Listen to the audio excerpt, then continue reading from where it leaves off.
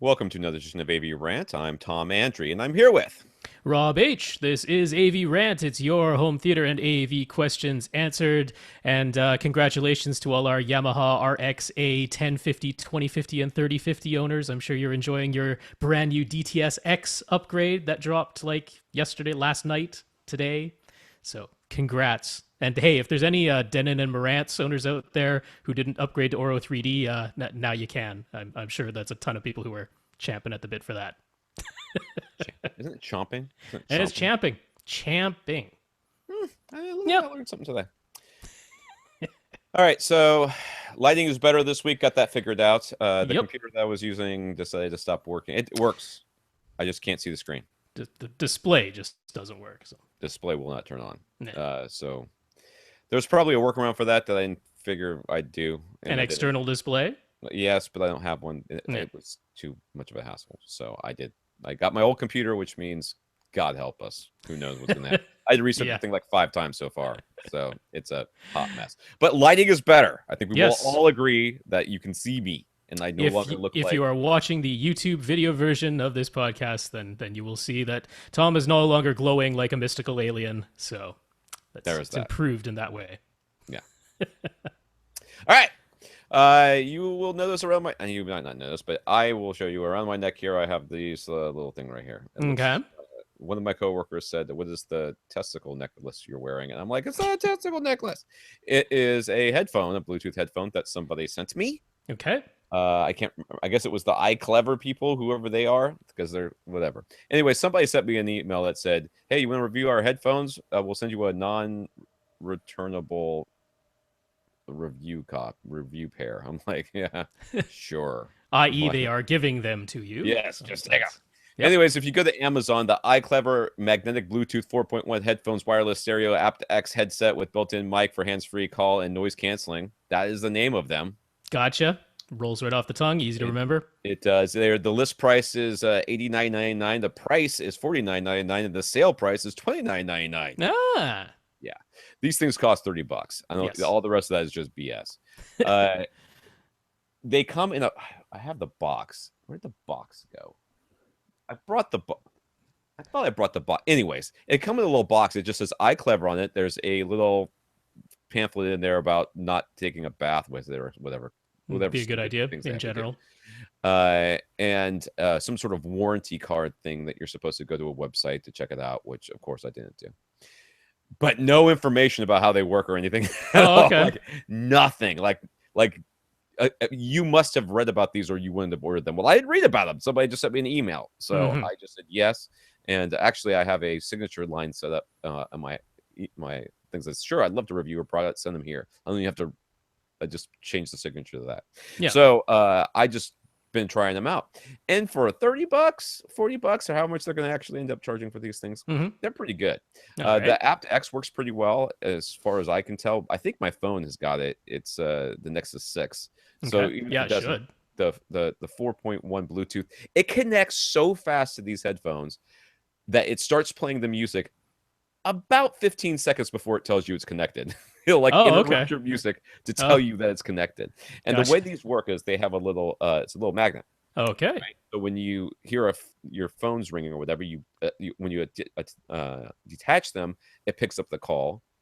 Oh. And when you reattach them, it will hang up. So there's a microphone built in as well? There is an inline control with volume and everything else on there. Connects really, really quickly, really easily. They have the sort of, and I'll see if I can show it to you people. It's really hard to see. They have they have these like the 2-prong thing. So there's a part that goes kind of sort of in your ear now, and part that goes in the outside there to kind of hold it in place.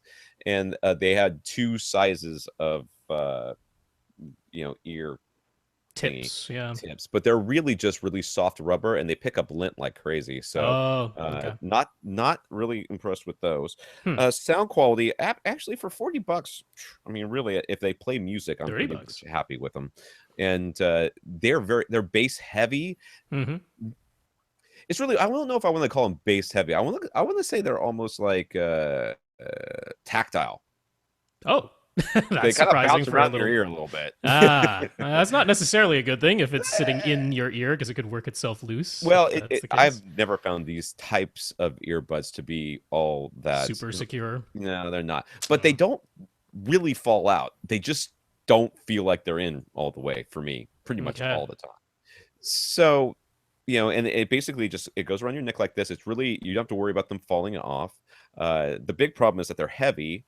So if you only have one in, it slowly works its not slowly either. It quickly works its way down and starts pulling, so that you're like you end up like a horse, right? You're And like if those magnets on the tops there that clip it together when you're just holding it around your neck, I wonder, like, you better have some non-magnetic glasses frames if you wear glasses like I do. So I guess that's I'm probably the doink sticks itself onto the little screw that that's holding the hinge. convenient because what I was having to do if I Would wanted to it? just put one in was I would like tuck the other one into Hang my the shirt, other- yeah. pulling. But yeah, they're pretty good, man. I mean, Okay. the volume, the controls worked fine. Connecting was really fast. The And they little sound all right. magnetic, it kind of has a way of seating in there, so it kind of tends to go the way it's Mhm. supposed to go. Aside from my coworker who thought they looked like testicles, other than that, and the lint thing, I don't think you can go wrong for $30. If you're Well, looking for a Bluetooth headset, this one's perfectly fine. All right. They don't fit in my ears super well, but I have a really hard time finding earbuds that fit in my ear super well anyways, so I'm not going to put that as a knock. Since we often title the podcast whenever you do a review, that's going to be a long title this week. I'm just putting the iClever. Nope, you got to put the whole thing. I'm not It's putting the necessary. whole thing. You're not the boss of me. You can't tell me what to do. All right, this is AV Rant, the podcast where we answer your home theater and AV questions. Get your questions answered. All you have to do is ask. You ask by emailing us at tom@avrant.com, rob@avrant.com, but most importantly, and pretty much solely at this point, email question@avrant.com, where your question will be put onto the question list. If you would like to email either or one of us as well, that's fine. You can also go to www.avrant.com. Leave us a comment there. Somebody last week was like trying to talk to us. Like, is anybody listening during the podcast? It was not a live. It's not a live comment. It's a live AV podcast recording session. So what it says in every single title, read the title. I'm sorry. So no, we don't listen. And somebody also asked, why is Tom's video always so terrible? Because I can't catch a freaking break. But this is better. That's why. I bought lights. Because Rob lives at home with no children, and he could turn on as many lights as he wants and sit anywhere he wants. He could be naked. I have one lamp for all we know. That's all I have is one lamp. It's fine. It's better. It's better than when I have to be in my home theater where everything's dark. I have no lamps in here. I ended up having to buy something for this place, and I don't have any portable lamps. The one lamp I had was like this little 4-watt one that I got from IKEA because it was on as you're walking out, they have those little tables with crap that people returned, and you're like, ooh, I kind of like that lamp. Anyways, so www.avrant.com. You can leave a comment there. Facebook.com/avrantpodcast, where we had quite a few comments this week, and one extremely long one I saw come in and went, that's long, but which I'm sure we'll get to at some point today. Go to Twitter @FirstReflect for Rob, @avrant_Tom for me, or @Austin TN Pond for our producer Austin, who has his own podcast. It's We Watch Movies. Yes, it is a podcast about flatulence. Ooh, all right. It's an important bodily function. Somebody's got to take it on. If you did not do it, you would quite literally explode. I'm sure they were talking about that turtle this week. That poor little turtle. I have no idea what you're talking about. There was a little turtle who apparently could not flatulate, and he got the bends, and they tried to bring him back to health. Did they pop him? They didn't pop him. It must have had a happy ending because they were talking about it kind of jovially. So poor little guy. Whatever. I'm sure that's what they were talking about on We Watch Movies. I think so. Yeah, the We Watch Movies podcast, all about flatulence and turtles. Apparently, who knew? It was I don't know why I came up with that one this week. All right. Let's go ahead and start off the podcast with our listeners of the week. We love to thank our listeners of the week. Specifically, this week we'll be thanking Steve the Geek, Richard, Tyler, Steve W, Richard. So we have a Richard B and a Richard C. Aha. We have 2 Richards and 2 Steves this week. Richard's D through Z. We're waiting on you. We're waiting on you. And Ilango, right? Is that where we're going with this name? Ilango. Yep. These guys all went to our website, www.avrent.com, clicked on the buy us a cup of coffee link, and gave us a PayPal donation. Those donations go to support the podcast, like buying lights, theoretically, and fixing that laptop, which will be happening this week. Yes. I swear. Every week I have promised myself I'm going to do it. This week I swear I'm going to. Now that it's well and truly broken. Well, Steve the Geek, Richard B, Tyler, Steve W, Richard C, and Alongo, thank you guys all so much. And to everyone out there who's listening to the podcast and going, hey, you know what? I've enjoyed these guys, or I've learned something from these guys, and I've thought about donating. I'm like, hey, no better time than now, and you don't have to give a lot. Please don't anyone feel like the only way it's worthwhile is if it's like a big donation. No, it's like chuck in $1, we'd be super happy, and you'll still be a listener of the week. It doesn't have to be a big amount. So I guarantee you that I have proof positive that is the case. I have gotten less than $1 donations before, and which is still awesome. It's still awesome. It's more than we had before. And if you don't have the money or an inclination to donate to the podcast, if you can find some other way to support the podcast in any way that you can think of, then do it, and then let us know. So if that's telling a friend, or if that's preferably a little bit more than telling a friend, but telling a bunch of or buying a piece of gear and telling the manufacturer that got it from them. We have a listener, Ash, who has been working with us. He has created our newest logo that you are probably seeing. I hope you're seeing. I don't know which one do I have up there? Do I have I think you got the we got a new logo, and it was a very, very large file because it's very high resolution. So yes. I will attempt to put it up on my screen since Tom's using the old laptop. He doesn't have his new fancy software to put up graphics and stuff this week. So let me see if I can make this work. But anyways, a brand new logo. You could probably just open it up and then use the share screen. That's what I'm trying to do. Anyways, it's called the metal version. And what I asked for was I said, I want a circle. You know, we have that AV Rant thing. I just want a circle. And the little electric lines that go a little bit past the circle. And he came up with this metal thing, and it truly is. It not only is metal, it is metal. This is so awesome. I don't know if Austin forwarded it back to him, but I was like over the moon when I saw this logo. Absolutely over the moon. Did you get it up yet? It's on there. If you click on me, it should show up. There we go. So now everybody can see that it is it looks like a speaker with metal, and the AV Rant is all metallic. And whoa, it got bigger. Oh, it got smaller. A little too big. Okay, I was trying to full screen it. Anyways, it is very awesome. Ash, thank you very much. We're going to be using this. In fact, there's a local company in town here that I am going to be working with. Not working with, but I'm going to be talking to get that onto a t-shirt, at least for me. I'm gonna get my own t-shirt that has that on that.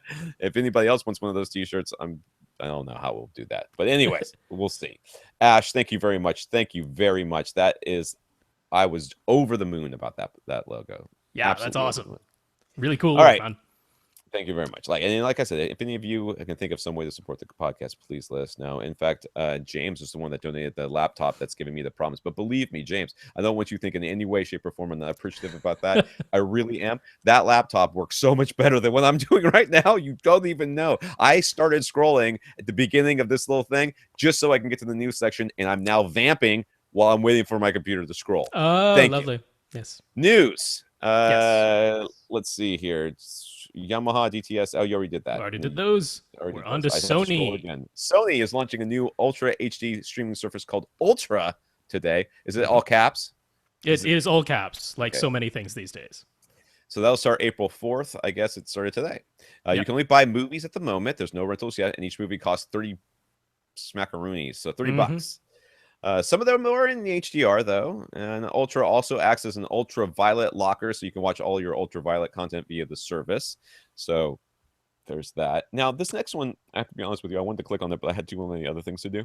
Yeah. Fandango bought MGO back in January. Now they're going to rebrand it as FandangoNow. What is MGO? Okay, so MGO was the service which is primarily on Samsung right now. They're the ones that are part of Vidity. So if you are buying Vidity movies, you're doing it through the MGO service, but now it will be rebranded as FandangoNow. The announcement actually didn't talk about any of the Vidity stuff because MGO already had like HD movies and SD movies, and now they've added Ultra HD in the form of Vidity. So they didn't specifically mention what's happening with Ultra HD or what's happening with Vidity, but given that they've just essentially taken over the service and are just going to be rebranding it with a new name, if you are using a Samsung television, you're like, where did my MGO app disappear to? It's like, well, look for the words FandangoNow because that's the app now, apparently. Or they say by the end of the month. Okay. Yeah. Sorry, I was trying to do something. I'm sure. No, go back to the. Okay, read the. I can't. Never. It's not going to happen in time. It's not going to happen. So David F. over on Facebook, he of course there were plenty of April Fool's jokes this past week, particularly from companies announcing ridiculous stuff. KEF had one that someone pointed out to us on Facebook there, where they were like, "Make your air into audiophile quality air" with like a spray can. But David F's is one that we'll spotlight. It is a solid gold subwoofer driver where every part of it is gold, and it would be a terrible driver with some. Yeah, it would be a really terrible driver. Gold is and it's like it's supposed to be 24 karat gold.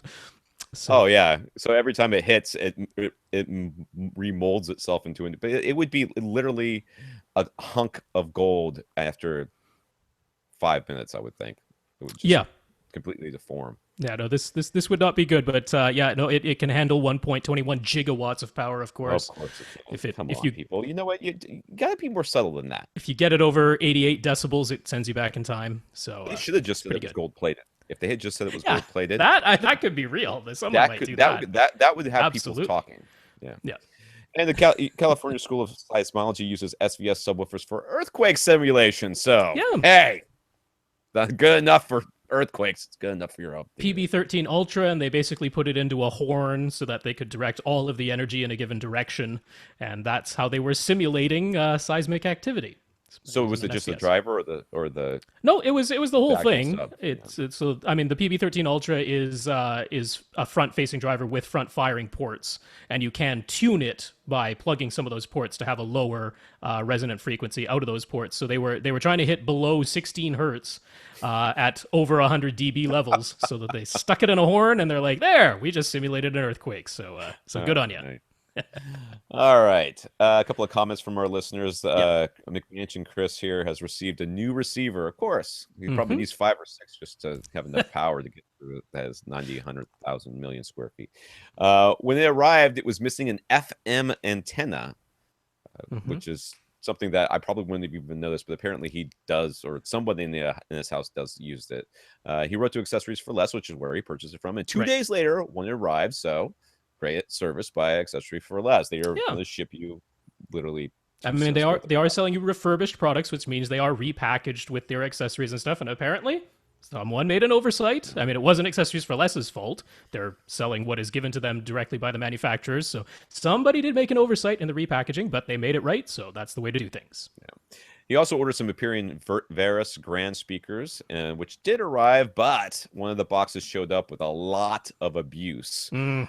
He's blaming FedEx for this, with holes in the box, cuts, etc. And the speaker itself was cracked at the top, despite heavy-duty packaging. Like I will say that they really do package those speakers quite well.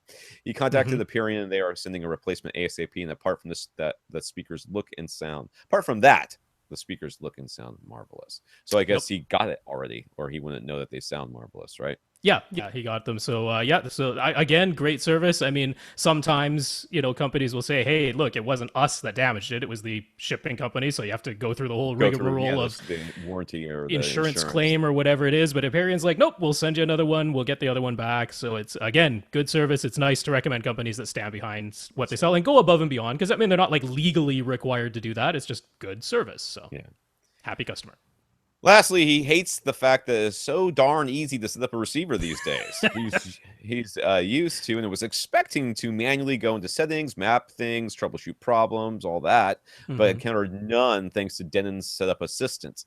The entire setup was way too easy and left him disappointed and unfulfilled. What is this world coming to? He cries into the void. I didn't waste enough time. Yes. Well, if you really want to feel like if you really want to be fulfilled, try to manually set up things by following the manual. You will feel all the frustration you were expected to. Secondly, and lastly, Lee, not Lee who's been on the podcast, but Lee V.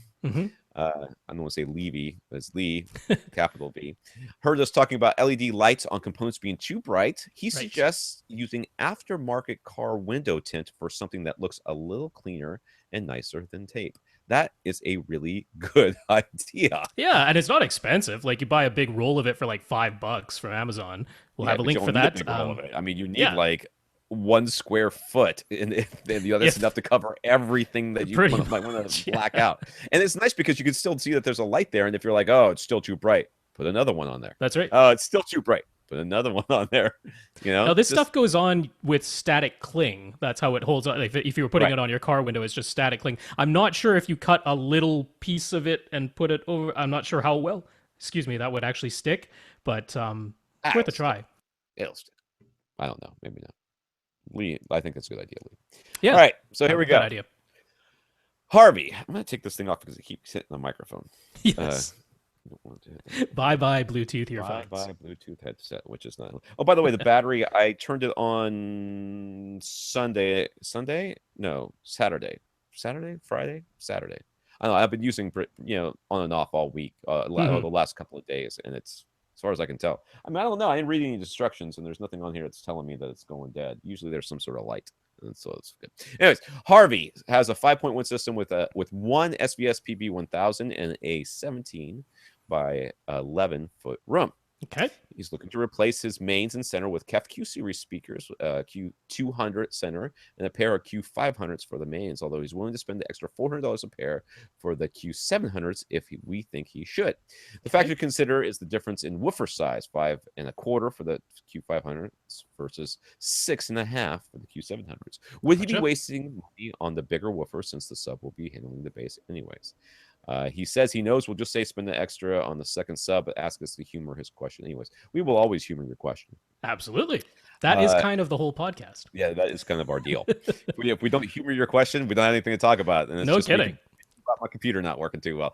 All right, but first of all, let's just back it up here. The Q200s have a 5 1/4 drivers in them. That's correct. Yep. So there is a larger center. There's the Q600 center that has the 6.5-inch drivers. So generally speaking, the accepted knowledge, accepted kind of wisdom is if you're going with the manufacturer, you stick with the same size woofers. Those are generally timbre matched for each other.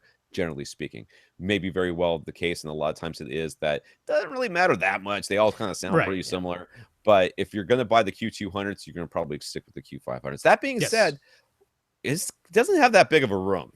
No, it really doesn't. There is no chance you are sitting farther than 15 feet away from these speakers. So the dimensions of your room wouldn't allow bookshelves, dude? Because for the bookshelves, you can get, was it the Q100 is the bookshelves? I think the pair of Q100s costs the same as a single Q500. It's like 5 1/4, 500, 550 or something like that. The other option is if you want to, you can use the Q200 center speaker just turned vertically. Yeah, there is zero reason with KEF speakers why you couldn't do that. So you could have 3 Q200 centers across the front and just have the left and right mains turned vertically. So that's another option. Yeah. But maybe he just wants floor standing speakers because you have to get stands for bookshelves anyway. That is true. So if it's just a form factor thing, to me, in this case, there's no incentive, there's no real reason to go for the larger Q700s and pay the extra money. You're not really going to get anything out of it. And you are correct that you'll be crossing them over to your subwoofers, plural, because you will get 2. Yeah, I mean, but think about it. If you get the bookshelves, you are saving over $500. You can buy a stands. You can buy a set of stands, clearly, plus most of the way there to your second, SVS sub, before you even talk about how much you're going to save over not going with the Q700s.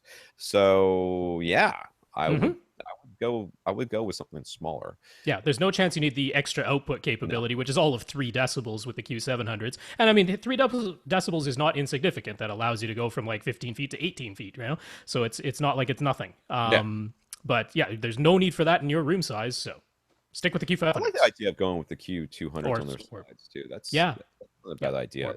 I don't think you need any more output than you're going to get from the bookshelves. I really, really don't. You have the same size room I do, and I have floor standing speakers, and it is a complete waste. I wish I had. I wish I just. I mean, it wasn't a way, because it's like Rob, right? When I got those speakers, I had no idea where I was going to end up, and I was certainly hoping I was going to end up in a really big home theater, but I didn't. I ended up in this, which is not bad. 11x17 is about what I have, and I'm happy with it. But I certainly don't need floor standing speakers for this room.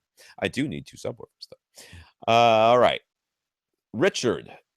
Shoot, I want to click on these pics, but I can't remember. Oh yeah, I'm not going to do it. He doesn't currently have a home theater, but is planning on setting up one in his basement in the next year or so. For now, he has a different project he would like our thoughts on. Okay. Okay, good. All right. He's having a pergola installed in his backyard to replace the old roof over his patio, which has been already destroyed. Yes. And he gave us some pictures, which is just the back of his house. It's not, yeah, yeah. I'm not gonna put those up on the screen share. That's a person's house, not a drawing. So the new pergola will have the same dimensions as the old roof, 11 feet deep by 20 feet long, and will have a slight slope, making the height 9 against the house and 7 at the front. The new pergola to be will look like the basically, if you know what a pergola is, generally speaking, they're like a open frame, wood structure that I totally don't understand why people have. My parents have them. They love pergolas. It produces a little bit of shade, as the sun goes through it, it like slats the, it's kind of good for photography. Gives you those interesting sun ray lines. No, they're I don't understand them. But the one he's looking at looks like it's going to have sort of a clear roof thing that's going to go on to keep the rain and stuff off you, which now suddenly makes sense to me. All right. Yes. So that's what he's looking at. I keep scrolling in the wrong direction. Yeah, so instead of an opaque roof, which is what he had before, now the sun will be able to come through. So that makes sense. With it corrugated, clear, clearish, frosted, whatever. Yeah. Anyways, he'd like an opportunity to install some outdoor speakers to be powered by a Sonos Connect amp located inside the house. He needs advice on which speakers to buy. Yes. He does note that on a recent episode, we recommended Yamaha outdoor speakers, while Wirecutter lists the Dayton Audio IO655s as their top pick. He lives in Montreal and has found that the selection of outdoor speakers at Canadian retailers is to be very limited. So does Rob have any Canadian-specific brand advice here? Now, first of all, I want to note that you cannot buy those Dayton audio speakers right now. They are out of stock everywhere. Including Parts Express? Yeah. I don't know about Parts Express, but they certainly aren't at Amazon, and they're not... did I check Parts? I checked 2 or 3 websites. Yeah, they're out of stock at Parts Express too, Yeah. So you could wait till those come back, but... they're outdoor speakers, so those look a lot like the Yamahas to me. They do. Well, I mean, and in fact, Wirecutter tends to update their articles about every year, and the Yamahas were their previous recommendation. They just recommended these new Daytons because the Daytons cost a little bit less, and Wirecutter heavily favors price. So if there's something that is almost as good for a lot less money, they will favor that over something that's a little bit better but costs more, which is a totally fair way. They're targeting the value aspect. So, in other words, it's not as though, according to Wirecutter, Yamaha is bad. They're like, no, that's what they recommended before. These Daytons came in and they cost less, but they're all currently out of stock.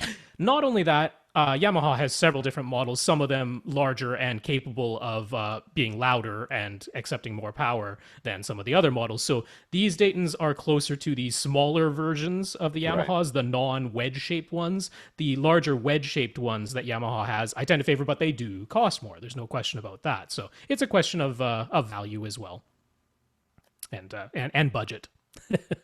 But that aside, as far as being in Canada and purchasing these things, I do tend to check a few Canadian-specific websites. There is Electronics4Less, and unlike Accessories4Less, they actually spell out for, F-O-R. It's the actual word for. But it's electronicsforless.ca, Gibby's Electronics, avgear.ca. Those are all Canadian-specific sites. And then, of course, the Canadian versions of Best Buy and eBay and Amazon. So I tend to check all of those to see what they have. But for the specific Yamahas that I particularly liked, which I got to warn you, they do go for $250 each. Right. So, you're getting up to $500 a pair, but they are the wedge-shaped ones. I think the 6.5-inch driver model is probably the best for value. They have a larger 8 inch model, but then it goes up to like $500 each, which is kind of crazy. So it's a huge for jump. But yeah, those are the NSAW592s from Yamaha. Those are the ones that I've heard and liked, but you know, you do have to consider $250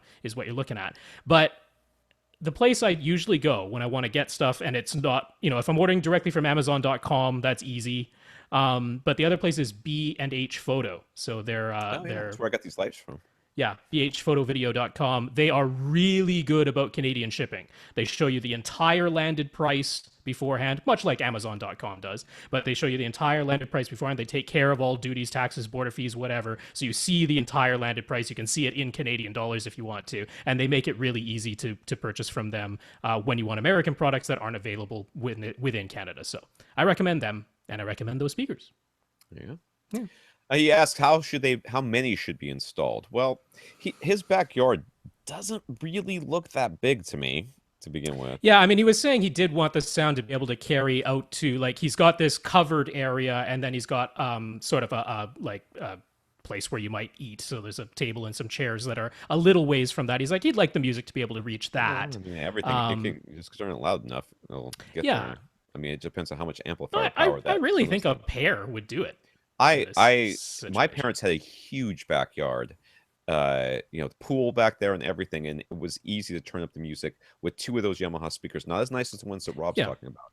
Two of those Yamaha speakers. I think I spent $100 for the pair, maybe 150 for the pair that I got. Yeah, because they do have the smaller ones, so that's an option too. Those I was able to. I mean, it was not like party music, it was background music, but you could do that and still swim in the pool and still hear the music. So perfectly reasonable with two. And I would place them, I'm not looking at the picture because you know I can't. No, I mean he's got the siding of his house, and he's going to have the amp inside, and he mentioned he already has a place where he could run the wires because he has a couple of floodlights on the outside, so he could actually sort of share that right there. Close to those things. That's what I would do. Yeah, it makes the most sense. That looks far enough apart so that you're getting some good coverage. Remember, not really worried about stereo imaging at this point. No. About coverage. Yeah. So they're far enough apart to get good coverage, and that's what I would do. So, and that way they're facing out into the yard. Like, you know, the other option that was obvious was hang them from the joists of the pergola, but then they're kind of facing down, you know, straight down at the ground. I'd rather have them facing out because you do want coverage out into the yard. If you were going to hang them from the pergola, I would put them at the front of the pergola, like way on the outside, facing out. But then people that are underneath the pergola, are going to be behind the speakers. That's right. And what is that going to sound like? I don't know. Yeah. All right. Side of the house, easy. Carlos is looking at buying a Marantz SR7009. If he did and decided to upgrade to a 4K projector later, say in 2 or 3 years, would a Blu-ray player with dual HDMI outputs be a workaround for the Marantz's lack of HECP 2.2? Could you connect one HDMI to the 4K projector for video and the second to the receiver for audio? Yeah. Yes. Yeah, absolutely. That's exactly what it's for. That's why you get two, so that you when you run into problems like this, it's exactly what it's for. So, unfortunately, there's not that many. I mean, we don't really know, but let's say that if they follow the trend of Blu-rays, there weren't a ton of Blu-ray players out there that had two HDMI outputs. You're going to probably have to get something like a Nopo. Yeah, not regular Blu-ray players, but for Ultra HD Blu-ray players, I mean, certainly the first one that's out there right now, the Samsung, the UBD-K8500, that one comes with two, and it labels one specifically audio only. So, I mean, it makes it pretty darn clear what they're going for. The Panasonic that's coming out shortly. Let's be honest, Rob. This is like the same thing when HD DVD and Blu-rays came out. Like the higher-end ones would come out with the 7.1 channel outputs, so that people who didn't have HDMI yet could get the high-end audio, and that's going to be the first thing that they're going to lose. Yeah, as we go along, it'll be dropped, I'm sure. But at the same time, I'm fairly sure there will be at least some models out there in 2 to 3 years that will still maintain that, because they do know that there are people who have AV receivers aren't necessarily upgrading to a 2015 or newer model right away. And because the audio formats have not changed at all from Blu-ray to Ultra HD Blu-ray, it's still Dolby True HD, Dolby Atmos, DTS HD Master Audio, and DTS-X. Those formats were all existing on Blu-ray, and they exist again on Ultra HD Blu-ray. Nothing's changed. So I'm fairly confident there will be at least one option still available. If nothing else, you could buy an Ultra HD Blu-ray player that's 2 or 3 years old because it'll That's still what be out I'm there. afraid you might end up having to do. Yeah. Either wait for the Oppo to come out, which will probably have it. Yeah, but it'll probably cost probably 500 plus at least. Yeah. Yes. Or you'll have to get an older one and maybe have some features be a little bit weird because of it. So yes, you can do that. He asked if there are any other workarounds for HDCP 2.2. Now, I'm a little confused because Rob has listed here a link to a monoprice HDMI 4K switch. Yes. But I don't understand how that solves his problem. It doesn't. I'm just saying because eventually you might have more than one video source. So if you get to the situation where you have multiple video sources, and most projectors only have 2 HDMI inputs total. Right. So, if you're not going to upgrade the receiver so that you have HDMI with HDCP 2.2 copy protection switching in your AV receiver, but you need multiple ways to switch at the very least video sources for your projector, then the switch would work, but you'd still have to feed audio separately. Have a problem with your audio, yeah. Audio would still have to go separately from every single source to the AV receivers. So Carlos, I mean, basically, it's a minor workaround. That is, what you would be looking for is something that would split off the audio into something else.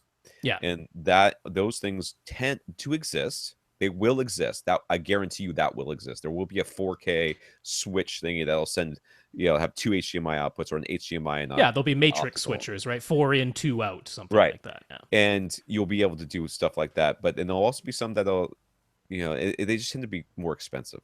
You know? And at that point, you're going to be thinking to yourself, I'll just save up and buy a new receiver. Yes. So there's that option too, because they will be dropping in price. There's no question. Yeah. So, it's a bit tricky because if you want a receiver that can do an 11 speaker Atmos setup right now, but you don't want to pay $1,500 plus, because that's the starting price, go to Accessories for Less for the 11 speaker models, they're $1,500 and up. That's just how it is right now. If you want the ones that have HDCP 2.2. So like the SR7009, it's $800 right now. It's half the price basically, which is enticing. I get that. So it's either wait, because in a year's time, the SR7010 will be at the price that the SR7009 is now. So it's either wait a year or just keep in mind that you'll have to do some type of workaround for this. Video directly to the display. All right. Carlos is also planning to buy new speakers within a month. Mm-hmm. All right. His room is approximately 20 by 21. Nice and square. And he would like a 5.1.4 Atmos setup. He's strongly leaning towards the ELAC debut series speakers, which include the A4 upward firing module in their lineup. Yes, they do. Will mounting speakers on the ceiling sound better than using the upward firing A4s? By all accounts that I've heard, yes. Yeah. Yeah. I mean, your ceiling too. I mean, he didn't say if his ceiling was vaulted. That's right. If your ceiling is vaulted, dude, then yes. Definitely yes. 100% yes. And in every way, yes. Yeah. By all accounts, the actual speakers on or in your ceiling do tend to sound a little bit better than the upward firing ones. It's tricky. Like I say, I've only heard 3 upward firing ones. I thought the Klipsch's out of the 3 that I heard were the best. But then I have, actual speakers on stands as height speakers in my own setup. And to me, those are more discreet. If what you want is to be able to sort of pinpoint where the sound is coming from, I definitely think actual speakers up high sound more directional, more pinpoint. On the other hand, if what you want is just a vague sense of there's something above me, but it's very ambient and, I really can't tell where it's coming from, then the upward firing ones do a pretty good job of that because they sound quite diffuse. So there's pluses and minuses, but I tend to lean towards actual speakers. So that's about as nicely as I can put it. Yeah, that's code for the... Yep, lean towards actual speakers, yeah. Yes. Oh, crap, I'm sorry, hold on. I'm trying to change my logo so it's not my face anymore. Oh, for Pete's All right. sake. If ceiling speakers are better, as we already said we think they are, can the A4s be mounted on the ceiling firing down? I did not look this up. If not, are there other speakers that we would recommend that would work well with the ELAC's tower and bookshelf speakers? Right. So the A4s, there's an interesting thing here because actual Dolby licensed Dolby modules, Dolby enabled modules that are meant to fire upward, they do have a specific crossover in them or a specific filter in them that is mandated by Dolby, and that's what they're paying the license for. Supposedly you're not allowed to have that same, somehow they like patented and trademarked a filter, but that's what they did. And that filter that is built into the speaker is meant to work hand in hand with the filter that is applied by the AV receiver when you tell your AV receiver, I have upward firing speakers. So those two things work together to create the upward firing sound. Now, if you just tell your AV receiver, I don't have upward firing speakers, I just have regular speakers on my ceiling, and you put speakers like the A4s or any of the other actual Dolby licensed upward firing modules up there, they still have the filter built in. Now, when you run your room correction, your Odyssey, your YPOW, whatever it is, it should be able to sort of correct for that, but essentially they weren't really intended to be used as direct firing speakers. They have that filter built in that was meant to work in conjunction with the filter applied by the AV receiver. So that's the long answer to you can. You'll need to apply some room correction and tell your receiver that you do not have upward firing speakers. It can work, but then there's the logistics side of it, which is they don't have any hardware for mounting them to the ceiling to fire down. It's a flat bottom on those things. So at that point, I'm not really sure what you do because they don't fit into a regular speaker bracket. They're an odd shape. So do you kind of just put wood screws directly into the cabinet, which you can do?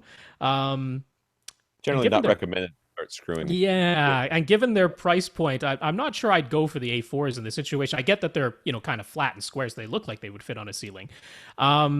So I would kind of point you more towards like little satellite speakers, right? Like the EMP Tech E3Bs. Those would probably sound really good. They're only $125 a pair.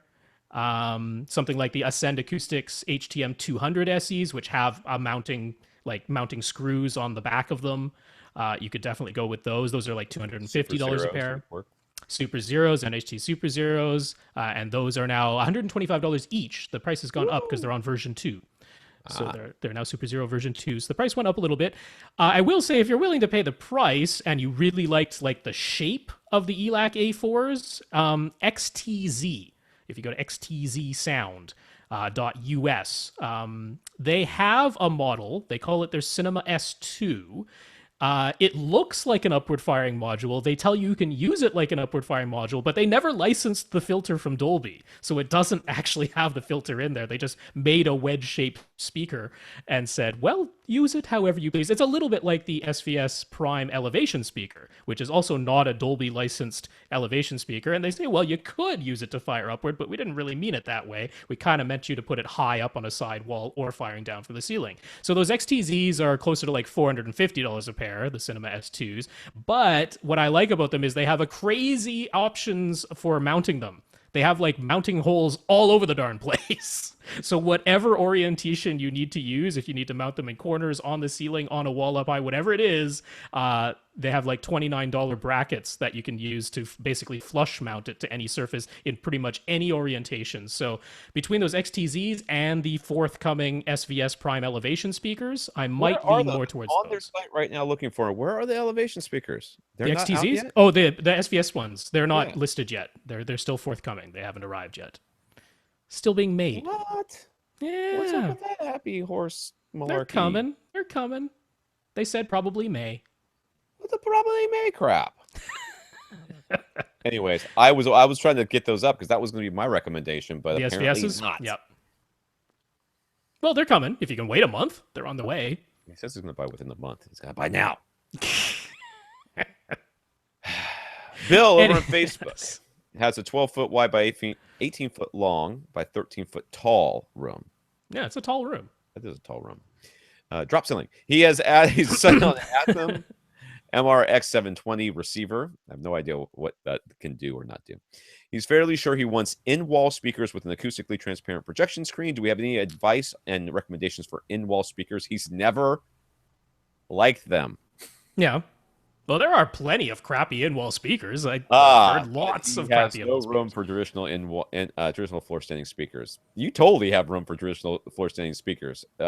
Physically, you may not logistically or spousally. Sounds like he doesn't want to build a false wall or have a motorized screen that would come down in front and eat up, 2 to 3 feet of the front of his room for traditional speakers at the front. I get that. He wants to maximize space. All right. So I found I can't tell you what it is either, but if you search for RBH Oh in-wall yeah. speakers price or something like that, I ended up at this guy who says he's a dealer. It's a Mm-hmm. really kind of a sketchy website. But anyways, I found out that there are some really pretty inexpensive RBH speakers that Okay. are in-wall speakers. According to what this guy was selling, he was selling like some of them for like $200 either each or a pair. Either way, it's still cheap for RBH. Were they like the MC Yeah, series? Okay. yeah. So I would look at I'm not sure because he didn't give us a budget. Yeah. So RBH has I mean, you can go all the way up to thousands of dollars each for in-wall Oh speakers from yes. RBH Yeah. very, very quickly. Yeah. They're what is it? Cinema Sight. Those Yes. built-in ones. It's all fancy and wood Yes. trim and all That's kinds of what stuff. Clint has. It Yeah. sounds amazing. Yeah. So RBH is a solid choice. If you Mm-hmm. can walk away from an RBH thing, I don't really like those speakers. You were either in a terrible room or something was wrong with the setup because there's no way Yeah. that you should not like those speakers. They are nice and neutral, very linear, very well designed. So if I and they do have a nice big long, a big long or a lot of variation in their price. So you Yeah. should be able to find something in your budget. And I would spend as much as I was comfortable spending on RBH because every time you bump up in price, you are getting better quality, Mm-hmm. generally speaking. Yeah. So one of the things I look for with in-wall speakers is I do want ones that have available to them backer boxes. They don't necessarily have to be built with backer boxes already on the speaker. It's fine if they are, but I like ones that at least some engineer has considered the possibility of you not just having an open wall cavity of unknown dimension behind the speaker and has actually said, hey, we have actual speaker boxes that you could put back here and our speakers will work properly with that. So RBH is one company that does that. They offer backer boxes. Ones that I like are KEF. KEF's in-wall speakers generally sound very close to their in-room speakers. They have a KEF Q series in-wall and an R series that matches their reference series for their in-room speakers. Very nice sounding speakers. They do have backer boxes available. Or what's nice is they just give you the dimensions and say, hey, by all means, just build your own backer box with the same internal dimensions, so that it's the same volume of air inside of there. If you want to, they don't like say, oh, it will only work with our backer box. They don't get that silly because KEF isn't a company like that. So yeah, I like those. I also like Focal. Focal has some very nice in-wall speakers as well. So none of these, RBH, KEF, or Focal, none of them are what I would call cheap options. All of them. I mean, what are we talking about for cheap? How cheap does it? Well, I mean, sometimes people are looking for like under $100 a speaker or something. Now, I'm going off of you choosing an Anthem receiver, which is never the budget choice. I was gonna say, right? I'm pretty sure this guy's got some money if he's buying the Anthem. Yeah.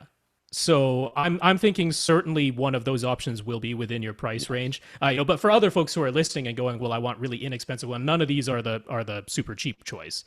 Remember the speaker company? Do you remember when that speaker company? Oh yes, I do. Yeah, because I got my parents' MB Quartz knockoffs or what E stock or whatever, discontinued and rebadged, and stuff that from there, and those sounded great. Those sounded really, really good. So I agree. Backer boxes are a good way to go. It also usually makes it really easy to install. Yes, which is nice. So, generally speaking, the more money you spend on in walls, the better it's going to sound. Generally speaking, but all of these are like $250 or $300 each and up.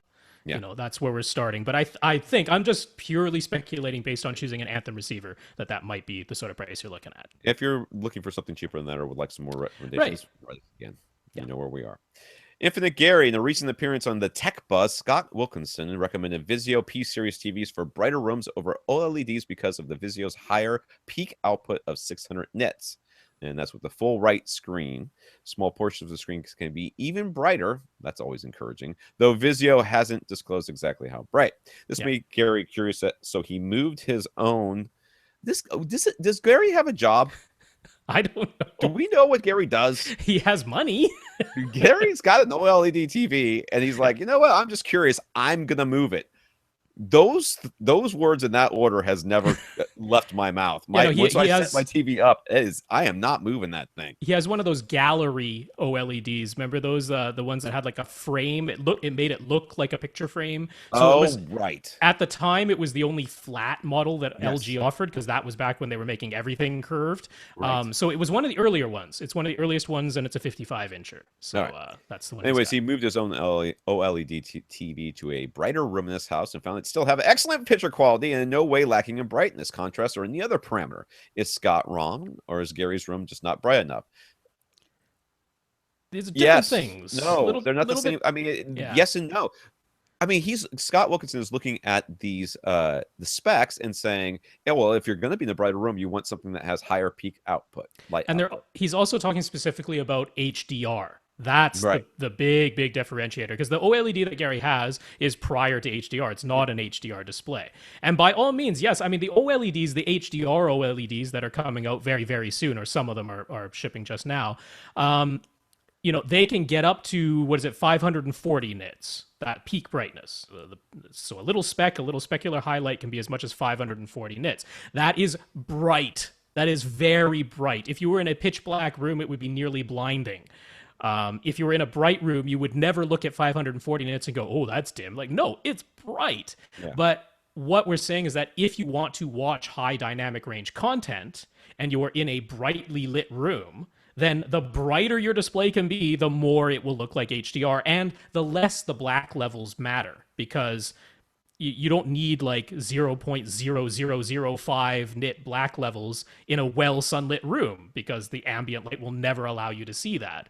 So it makes sense to go with the LCD that has, yes, it has a higher black level, but it won't be a problem in a brightly lit room. And then the higher peak brightness than the OLED when HDR is the thing you want to watch. So I'm in agreement with that. I'm in agreement with Scott. This is another example, I think, of what happens when people ask a question or a topic is brought up and we are giving the quote unquote technical right answer. Right.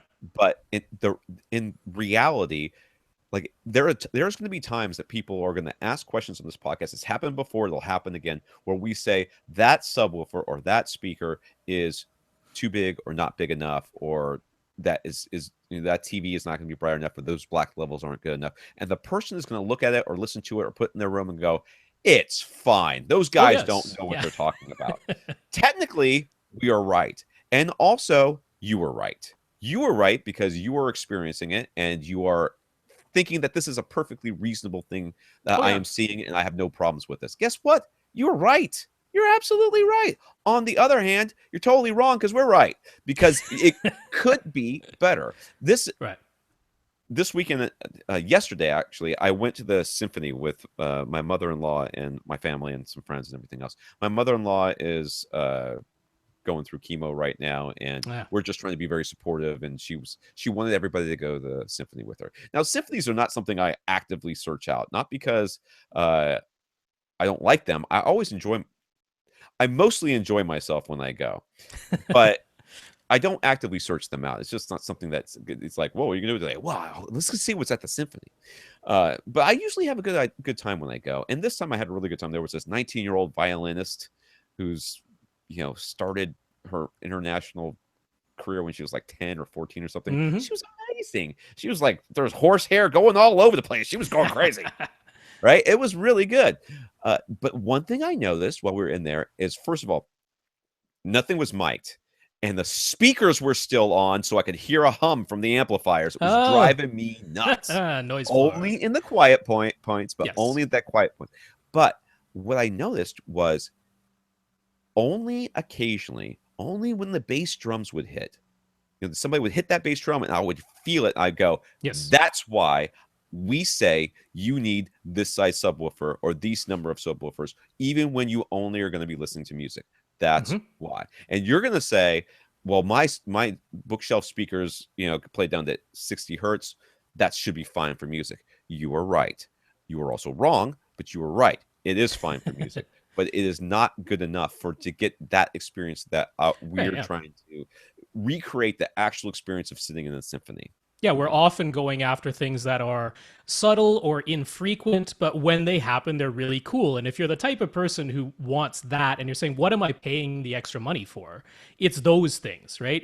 By all means, you can listen to a much less expensive, a much less complex system and go, this is very enjoyable. I've listened to tons of systems and gone, this is very enjoyable. I But just reviewed $30 headphones. And I was like, yeah, they're good enough. yeah, it's the little extras. But I think the other thing that Scott was getting at in regards to this OLED is the OLEDs are more expensive. They are more expensive than the Vizio P series. So the question is, what are you paying the extra money for? And the thing you're really paying for is the deeper black levels. That's what you're really paying for. So if you're going to put your display in a really bright sunlit room, why would you pay thousands of dollars extra for the part that you can't see, which is the super deep black levels, and simultaneously give up some peak brightness that could be offered? The obvious value choice in this type of room is the LCD. It's the Vizio LCD, because you're paying less, you're getting the higher peak brightness, you're getting higher black levels, but that's okay. So that answer totally makes sense. It's like, what would I choose for a bright room? I would choose the LCD. Totally. And if you had an OLED and you put it in the bright room, you would go, it looks fine. It looks awesome. Yeah, it looks awesome. It's just, unfortunately, you're not getting what you were actually paying the extra money for, which is the deeper blacks. So yeah. All right, Michael. And we've dealt with Michael a couple times before. Oh, yes, many times. This is good that we're hearing from him again. It's good to hear from you again, Michael. Yes. Michael has run Odyssey and thinks he has everything set to reference volume, but he has several different sources, and some of them are always louder than others. Is there a way to even this out? He has an X4000, doesn't he? No, he still is using the 1912, the Denon 1912. Okay. Does that one, because I didn't go back, I didn't remember does that one have source volume corrections? Yes. Because that's what you're going to do, Michael. You're going to go into your menus, or have your wife. Michael is visually impaired, right? Yeah, that's right. So you're going to have your wife or somebody go into the settings, and Rob will probably in a second tell you where they are. I didn't look up all the site maps. You might have to read them. You might have to do a little bit. But so basically, for every source, you can adjust the volume so that it is going up or down based on your preference. There tends to be within the menu substructure. So you go into the user menu. There tends to be one that's called inputs.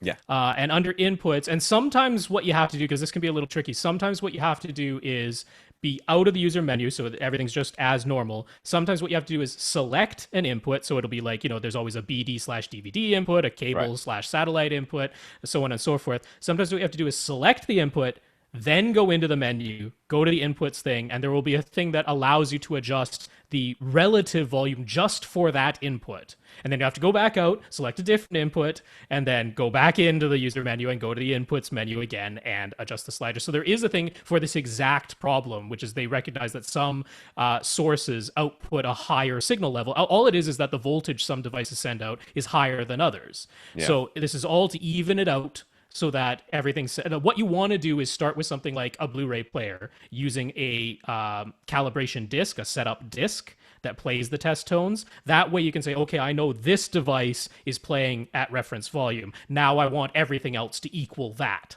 And I can trim or boost as necessary to make that happen. But yeah, this can be fixed. It can be a little bit of back and forth, but it can be fixed. That's right. He downloaded an SPL meter app for his Android phone from a company called Coolsoft. That's how it's spelled. I'm sure they pronounce it Coolsoft, but it's Keuwl soft. Yeah, I'm not saying cool. Coolsoft. And he'd like to know if it's any good or if it's just a piece of garbage. Well, I didn't download it myself, but I was looking through the reviews of it, and basically what it sounds like to me is that, first of all, you have to calibrate it for your phone, and there's some calibration that goes on there, and the people who are able to calibrate it for their phones are reporting that it's within 2 or 3 dB accurate, which generally speaking, I guess that's okay for an Android app. I mean, I that's not good enough for me. Okay, I'm sorry, it's not, but it's good enough if I don't want to carry my SPL meter around with me. But for the people that it's not working for, it's really not working. So you just have to know whether or not your phone can do it or not. So, I mean, calibrate it, download it, calibrate it. It's free. So, I mean, it can't be a piece of garbage. If it's free, it's just unusable or awesome. Those are the options. Well, right in their own description, they put in all caps for indication only. Yeah. And then they talk about how There are differences in hardware. They don't know which Android phone you have, and there are definitely differences in hardware. Some microphones have a wider frequency range than others, and they don't have control over that because that depends on the phone. So they're saying, okay, if you want to use this, what you actually need to do is compare it to a calibrated SPL meter, and there are within the app you can adjust it a little bit. So I mean, if what's happening is you compare it to your calibrated SPL meter, and the app always consistently reads 5 dB quieter or louder or something, then you can adjust that and say, okay, I know that this is what I need to do to get this app reasonably accurate using my phone. So they're upfront about that. There's nothing here that makes me say it's a piece of garbage. It's just straight. You just straight downloaded it and opened the app for the first time. I would have no confidence that it's giving accurate readings. No, because I wouldn't either. They have no idea which phone it's on. It needs to be compared against something else first, but that doesn't make it a piece of garbage by any means. Just there's an extra step needed. Yeah. So since Michael is visually impaired, he had his wife look at the SPL meter app while he played test tones from each speaker. Apparently, all of his speakers read 80 dB according to the app, but the subwoofer only read 60 dB. Michael has played with the channel levels a bit, but these numbers seem off to him, which makes me think that it sounds like they're pretty close. And they're reading 20 dB off, which should be phenomenally different. Like not even in the same ballpark, not playing the same game, not in the same city.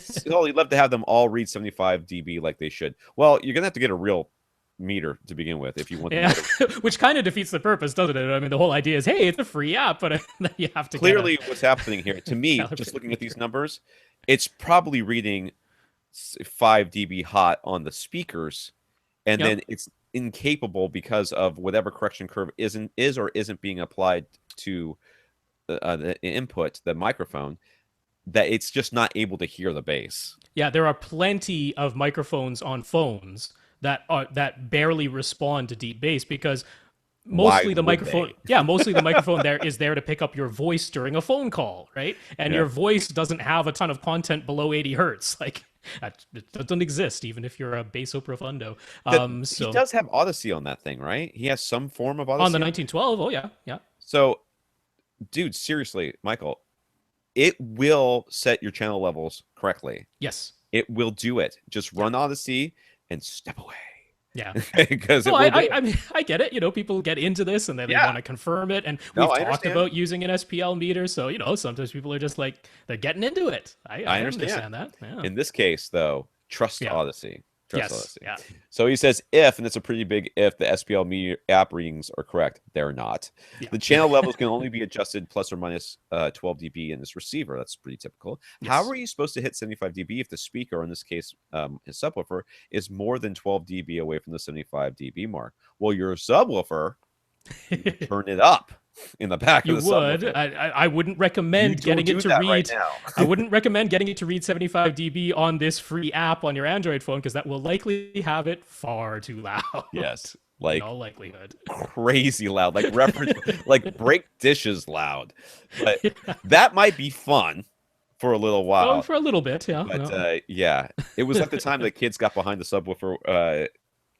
Back when I was living in Jacksonville, when I had my EP500 from Axiom Audio, and they got behind the subwoofer and they jacked up the volume, and I didn't really realize it because when you're watching a movie, a lot of stuff's not coming out of the subwoofer until the explosions, and the explosions would hit. And my in-laws were in town, and I was watching Transformers for the first time, and they were in the kitchen talking, and every time the explosion would hit, all the dishes would rattle. Oh yes. And I was like, "What's going on?" I'm like, "I don't know, but I like it. It's making me very happy right now.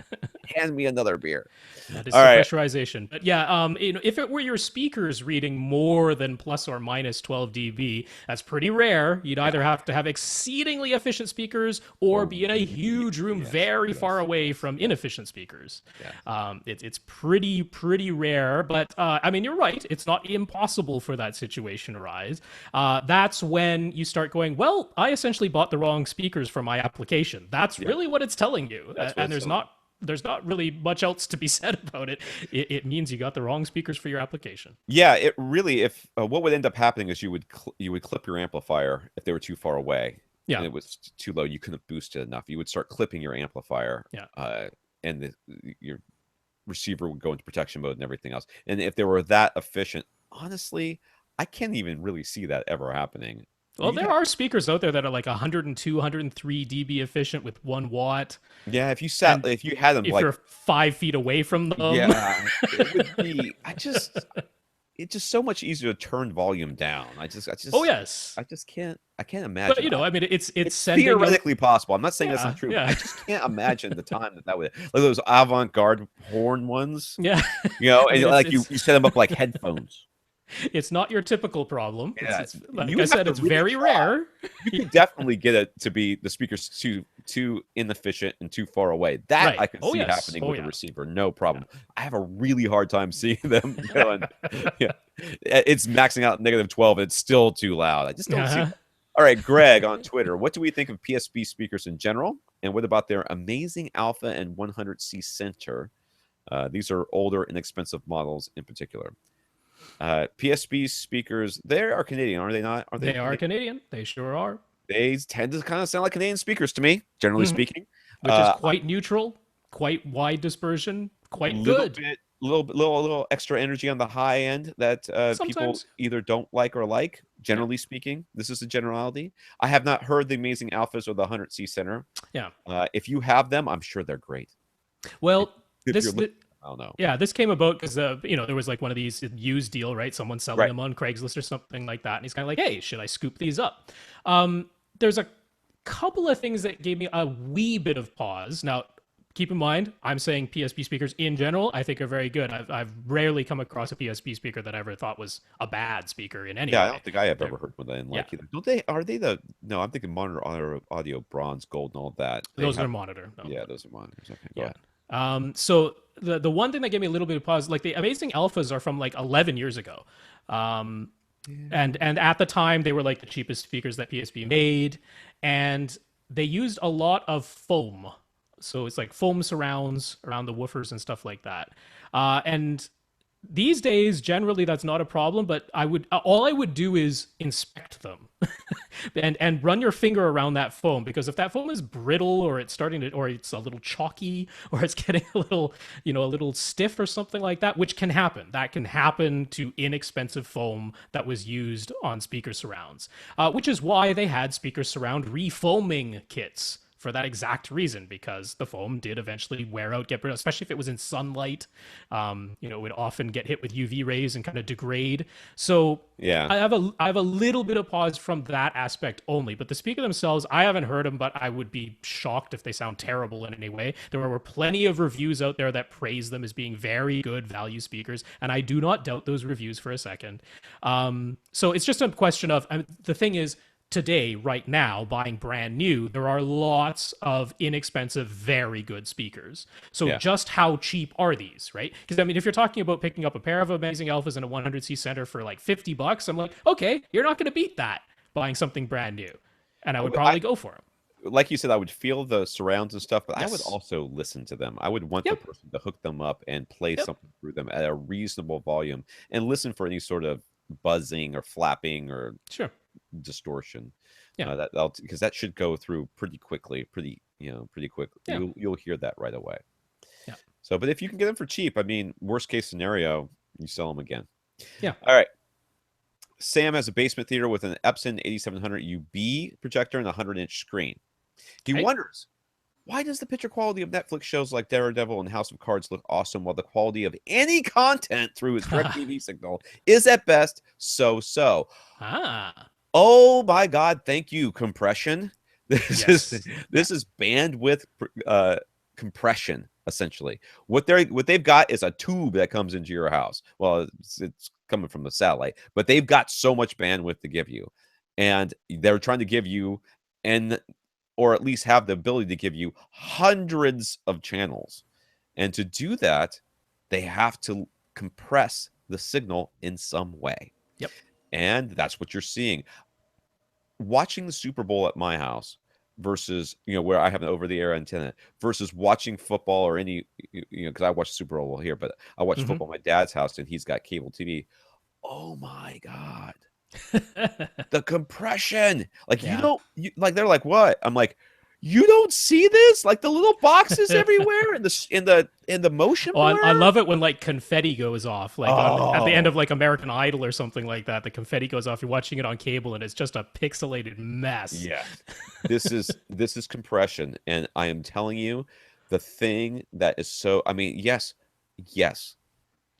cutting the cord is hard, and dealing with not having all those channels is hard, and not having access to all the specific cable networks like Food TV and Science. Like I love the Science channel, because they play How It's Made like 90 hours a day, and I could just throw my kids in front of it and they will watch the same episodes over and over again. They love it. Like, oh, they're making an axe again, Daddy. I'm like, yeah, whatever, I'm taking a nap.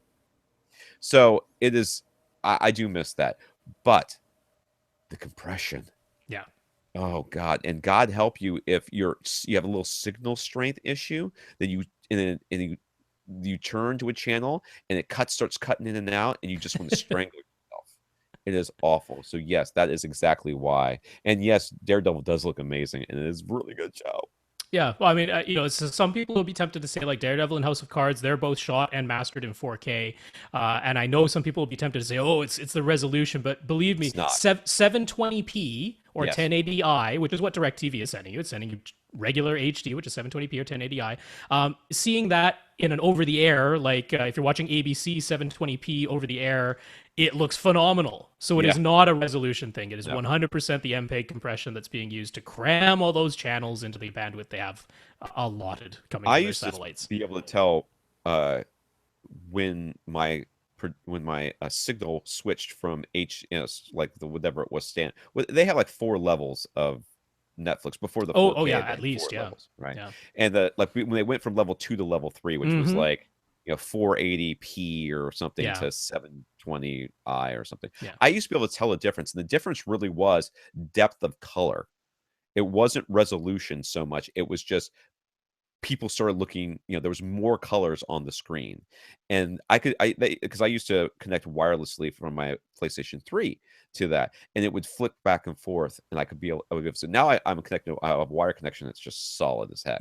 But that's the difference, dude. It is completely this compression, bandwidth compression. It's terrible. It is so bad, and they just have not really figured it out. And people are like, oh, I remember when Netflix came out, and I remember thinking and saying on this podcast, all they have to do is figure out how to get these higher resolutions to you through whatever compression codec they're going to use, and it's going to be fine. People are like, they'll never be able to do 1080p. Oh yes, they can. And now they're doing 4K, and it still looks way better than what we're seeing on cable TV, and that's sad. That's really sad. Yeah. All right. I forgot who we're talking about here. Who are we talking about here? Oh, I scrolled down. I did too. Sam says he also has a Mitsubishi DLP TV with the projection screen, which the projection screen lowers in front of. For daytime viewing in sports, he plans to replace it with a 65-inch 4K TV of some kind whenever the time is right. He's in no hurry. Okay. Wow, I think we just answered this question. Are there current TVs we would suggest, or is he better off waiting a little longer? How do you feel about controlling everything with a tablet there, Sam? Yeah, what we just talked about with Vizios, if this is for a high light environment, go with the Vizio. Yep, Vizio P series, which is great because it's got all the check boxes I'd be looking for, which is support Dolby Vision. It will support HDR10. It doesn't right out of the box right now, which is a little bit weird, but it is coming. Vizio has made that very clear. So you're getting all the high dynamic range. You're definitely getting 4K. They certainly have a 65-inch screen size. It's $2,000. It's full array local dimming. It's perfect for a high ambient light situation. You're saying this is for daytime viewing. So yeah, I got no qualms about recommending that, other than if you are totally uncomfortable with setting it up using a tablet, because you have to set it up using the tablet. But after that, if all you need to do is turn it on and off and switch inputs, you can go back to an IR remote if you want to. So yeah. Philippe.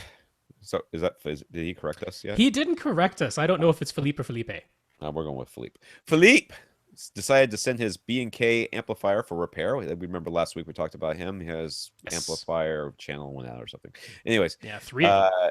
We'll have to see how that turns out. He's done a little more research based on our center channel recommendations. He has a couple more questions about center channels. Yeah. First of all, he asked, what do we think of the Aperion Audio Veris Grand 2? Or is it Veris 2 Grand? Veris 2 Grand, yeah. I hate no offense, I love those speakers, but first of all, Verus is too close to Versus, and it always screws me up. And putting the 2 before the Grand irritates me. Anyways, Aperion Verus 2 Grand Center Channel, the KEF R200C, and the EMP we just Tech talked about that. R56CI when compared to Paradigm Monitor Senator 3 version 7. That's what I recommended last week because he has PSP speakers and he was looking for a center speaker that would more closely match than the weird PSP from before that had the twin tweeters. I am not a fan. That's right, the twin tweeter thing. Yeah. Anyways, he's when comparing those to the Paradigms that you recommend, the EMP Tech MC616C. The EMP Tech R56CI seems more capable than the more expensive MC616. Or is he missing something? What you're missing is that the MC is really an RBH speaker that they just rebadged as an EMP Tech speaker, which means almost certainly the drivers and the crossover components and just about everything in there is of higher quality than the EMP Tech. Yeah, the drivers in particular. They are substantially different drivers from what's in the EMP. I mean, make no mistake, that R56 is no slouch of a center speaker. One of the things that he asked for, though, was that the dimensions be similar to the PSP he already had, and that R56 is not. It is much wider. Yeah. So that was one of the reasons I didn't suggest that one. I was like, I want this thing to physically fit, which was a consideration. I've got no problems with the Verus. The Verus is probably a fantastic. It might not be the best match for what you currently have. That's the question, yeah. It's probably fine. But I am less comfortable suggesting that one than I am some of the other ones. Though it very may well be that if you get that center channel, you go, this sounds great. I'm buying some more of those, which could happen. Yeah, but that's true. It also may be that you go, this sounds different. I wanted something that sounded the same. Right. I'm also feeling the same way about the KEF. Yes, me even more so with that one. Yeah. I don't know that I would think that KEF would match very good with your PSPs. Might be fine, might be, but less comfortable with that. The EMP Tech MC616, that's going to be a fantastic speaker, I think. I would be very comfortable recommending that. The Paradigm, fine, whatever. The other one, if you can fit it in there, EMP Tech R56 CIs, it's very wide. Very. I mean, it's a tower turned on its side. That's what it is. I think really, if you're saying why go with the 56 versus the MC or vice versa, the MC I think is probably going to sound better just overall. But the EMP Tech, I think the R56 is just going to be able to get a lot louder. Yep. And that is kind of the difference there. And I think the MC is just probably a better speaker overall. That said, I've never heard it, so I have heard other MC speakers in the line, and they've been really good. Yeah. So I've got no problems recommending that. I'm in agreement with all of that. Finally, since he has a 200 watt per channel amplifier, how concerned does he have to be about the maximum power input rating of the speaker? His current Stratus C6i center is rated to 250 watts. You have to be exactly 0% concerned about amplifier power rating. That number is so, I swear they just pulled that right out of the freaking sky. And there's two ratings too, because there's the continuous power rating and then the peak power rating, and they don't always list both. And really, you're never going to use 200 watts. No. Never. I mean, maybe for a tenth of a second or something at a time. You know, some transient. In a center channel? Come on. It's not happening. 200 watts? Never. No. I don't see it. You have zero to worry about with ignore that. That is literally, I would never look at that ever look at that spec. I just scroll right past it. My eyes don't even see it anymore. So ignore it. Jason has a 5.1 all polk system in the 15 by 13 foot room. Okay. I'm guessing it's about 8 foot high. It doesn't say. He has an opportunity to buy a pair of used Polk RT i6 speakers. Is that i6 or 16? RT i6. RT i6, I believe. Yeah. Okay. Those must be bookshelves, I'm guessing, or no, towers. Yeah. No, the RT i6s are bookshelf speakers. Okay, bookshelf. If he buys them, he would move his bipolar surround speakers currently in the back corners to the side walls, using the Polks as back surrounds for a 7.1 system. His concern is that the seats are only 4 feet away from the back wall. kind of looking at mine. I'm probably 4 feet. All right. From the back wall, which after the 14-inch depth of the speakers themselves would leave less than 3 feet between the speakers and his head. Would this short distance make the back surrounds more of a distraction than a benefit? Would you be better off waiting and eventually picking up a second pair of bipole speakers instead of a 7.1, or a 7.1 not even worth it at all in his room? That well, first of all, I don't like where you have your surround speakers placed. We just want to start with that, because they should be to the sides of you anyways. And right now they're in the back corners, kind of way behind. They're in the surround back position already. More or less, yeah. It might be a little bit wider they than are where very surround wide, backs would go. As a matter of fact. In fact, that is my concern about this entire thing, because I can't look at the picture, because if I click on it, my computer will crash. I'm trying to screen share, but it's not doing things right for me. Okay, well, if you can get it up there, because I can't do it. But he's got like doors and stuff back there. So for me, I really felt like there wasn't a way to get the surround back speakers close enough. So see if you can get that up so we can all see it. But the surround back's close enough to make it make sense. But your surrounds should really be on the side walls. But those surrounds are really weird. They have like a woofer on one side and a tweeter. Is the woofer and a tweeter on one side and just a tweeter on the other, or something? It's really... That's right. Yeah, it's the wedge shape, but it's got a tweeter and a woofer on one side and then just a tweeter on the other side. That's what's so it's really sort of bizarre. I don't really quite understand those speakers at all, to be honest with you. I don't understand those. I don't know. I wouldn't even know where to place them. Do you put the woofer part going forward or back? I mean, I don't know. It's really weird. So the way he's got it, I think it's the woofers are firing into the side walls from the back of the room. And then I guess they're supposed to be bouncing back towards where you're sitting. I don't really know. It's really... I think that the way he's got in place isn't bad, considering how the speakers are designed, but I really would rather them be on the sides where he wants to place them if he gets the surround backs. Yeah, well, I mean, they're meant to go on the side walls, and he even talked about how in the manual it describes exactly how they're supposed to be set up, which is on the side walls a little bit behind you. Yeah, with the woofers and the tweeters facing forward. So they're even labeled left and right. Yeah. So all of that makes sense, and he appears to have the ability to do that with the way that his room is. So I would still move those regardless. Let's just start with that. Now, that being said, let me go back. I was hoping you were going to share that picture, so I'm trying. Yeah, talk. I'm having to move stuff around. All right. But the surround back speakers, it's going to be... Can you put them on stands? Can you do that? I mean, does it have to be wall mounted? Do they have to be in that spot? Did you find this picture? Do you have the picture up yet? No? I'm trying. Come on. Kill me. I'm having to save it and move it around. And it's not... You can't just... I'm not ready for this.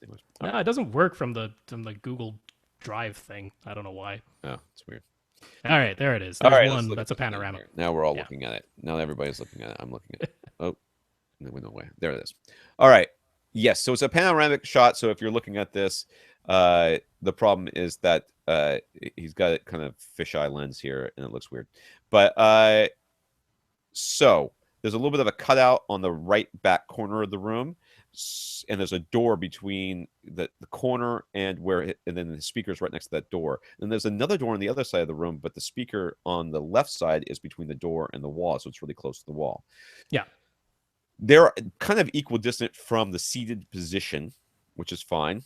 Mm-hmm. But you kind of want... Well, he's got those stands back there. Where those stands are not terrible for surround back speakers, but yeah, that would kind of be okay. Yeah, I guess. That door is really messing everything up on the left. The back left side there is really messing everything up, that second door there. So you went away. So what do you think, Rob? Yeah, so I mean, I'm in agreement with moves to the side walls regardless. That's where I would start. And then in this type of room, I mean, first of all, I'm not like I already talked about this with Jason a little bit, and it's like I'm not a huge fan. I'm not against Polk, but I'm not a huge fan of Polk. So the question is, how cheap is he getting these RTI 6 speakers? And then how much for the amount of money he would spend, whatever that amount might be, is this going to enhance the experience by having surround back speakers? And in my opinion, exceedingly little, right? Like, I just don't see, with this amount of space behind his seats, that what he's going to be getting out of adding surround backs is going to be like tremendously pleasing. Well, I'm going to say this too. I would not, if I were in this room, the way, and it's kind of like my room, I would not worry so much about trying to get like your surround back speakers to be in the correct position. I think I would go more with the THX placement. Have two of them pretty close together towards the center of the back wall. If you did that, I think that would be your best way of enjoying them at all, to be honest with you. Now, I mean, frankly, move those other speakers, and then you've got two stands back there. Frankly, the stands are too short. They're too short for this application. So you're gonna have to put them up a little bit higher on the wall. Build a little shelf there between those two doors or two shelves, and like place them just maybe right to the outside of where your couch is, or even behind your heads on both sides, which kind of like, I mean, or it doesn't really matter. You could try it. If they're really cheap, you could try it, but you're not going to get a huge amount. I'm about 5 feet from my speakers. That's what I'm going to guess I am. And they're noticeable. They're really noticeable when the Xbox screws them up and I get all my surrounds to the surround. Yes. They are noticeable in a good way when you are watching a movie and it's in 7.1. So, I mean, it can't, I don't think that it will hurt anything. I don't think that it will hurt anything. I just don't know that it's going to give you a ton of I mean, basically, if you were going for an Atmos setup, if that was what this was going to be, then I'd be like, yep, get some speakers back there, and you could do either a 7.2.2 or a 5.2.4, you know, based on whether you call them surround backs or rear heights or whatever. If that were the case, I'd be going for it. I think you should do heights. Can you do heights surround back, high ones above the door? If we did them above the door, rear heights? Yeah, rear heights. Well, not unless he gets a new receiver. Well, that's not the point. The point is, if you put them up where rear heights were, switch the picture back to the other one. To the okay, one second here. If he did rear heights, I think that he could label them as surround backs for right now. They would be a little high, but that's okay. And when he got a new receiver, he would have rear heights that he could use instead. Yeah. I mean, you can call them surround backs for the meantime. Yeah. Here it comes. Everybody get excited about this. Yeah, do rear heights right above that door and sort of above where that speaker is, but like right in the corner. Like right in the corner of the room back there. Yeah. The ceiling. That's what I would do. All right. I don't know if that helps anybody. I'm a little nonplussed about adding whatever. 2 extra speakers. I'm more excited about just moving the speakers to the side where he used to have them, in fact. Yeah, I would put them back over there, and then I would get another subwoofer. All right, Adriano was only really considering curtains. Oh, we talked about him last week. He was asking about curtains, how much they could absorb stuff. Was only really considering curtains if they would help improve the acoustics of his room, and since we said they wouldn't, he'd rather use blackout roller blinds for light control for aesthetic reasons. What do we think of that? Well, as long as they don't rattle when the subwoofers hit, I'm okay with that. Yeah. I mean, curtains can. We didn't say they wouldn't. We just said you have to get the right type. And if you're not willing... We also said they wouldn't do much. They wouldn't. And that is true. So aesthetically, if you're like, if they're not going to do much, I would like something that looks a lot better. I'm on your side, Adriano. I don't think that Rob's going to be on your side, but I am on your side. I think if I think aesthetics in this case trump the small amount of value you're going to get. If I don't remember what this room was like. Was this room like super hard? Super reflective. It was the clay walls, hard floor, glass everywhere. That's why I was kind of like, anything, like even the curtains, even if they don't do a ton of like anything. Hey, John, please, can't you just do some those acoustic treatments that look like pictures? Can't you do that? Just a little bit of that. Do a little bit of that, and then you can get your rollout, your blackout roller blinds. How about that? That's a trade-off. Yeah.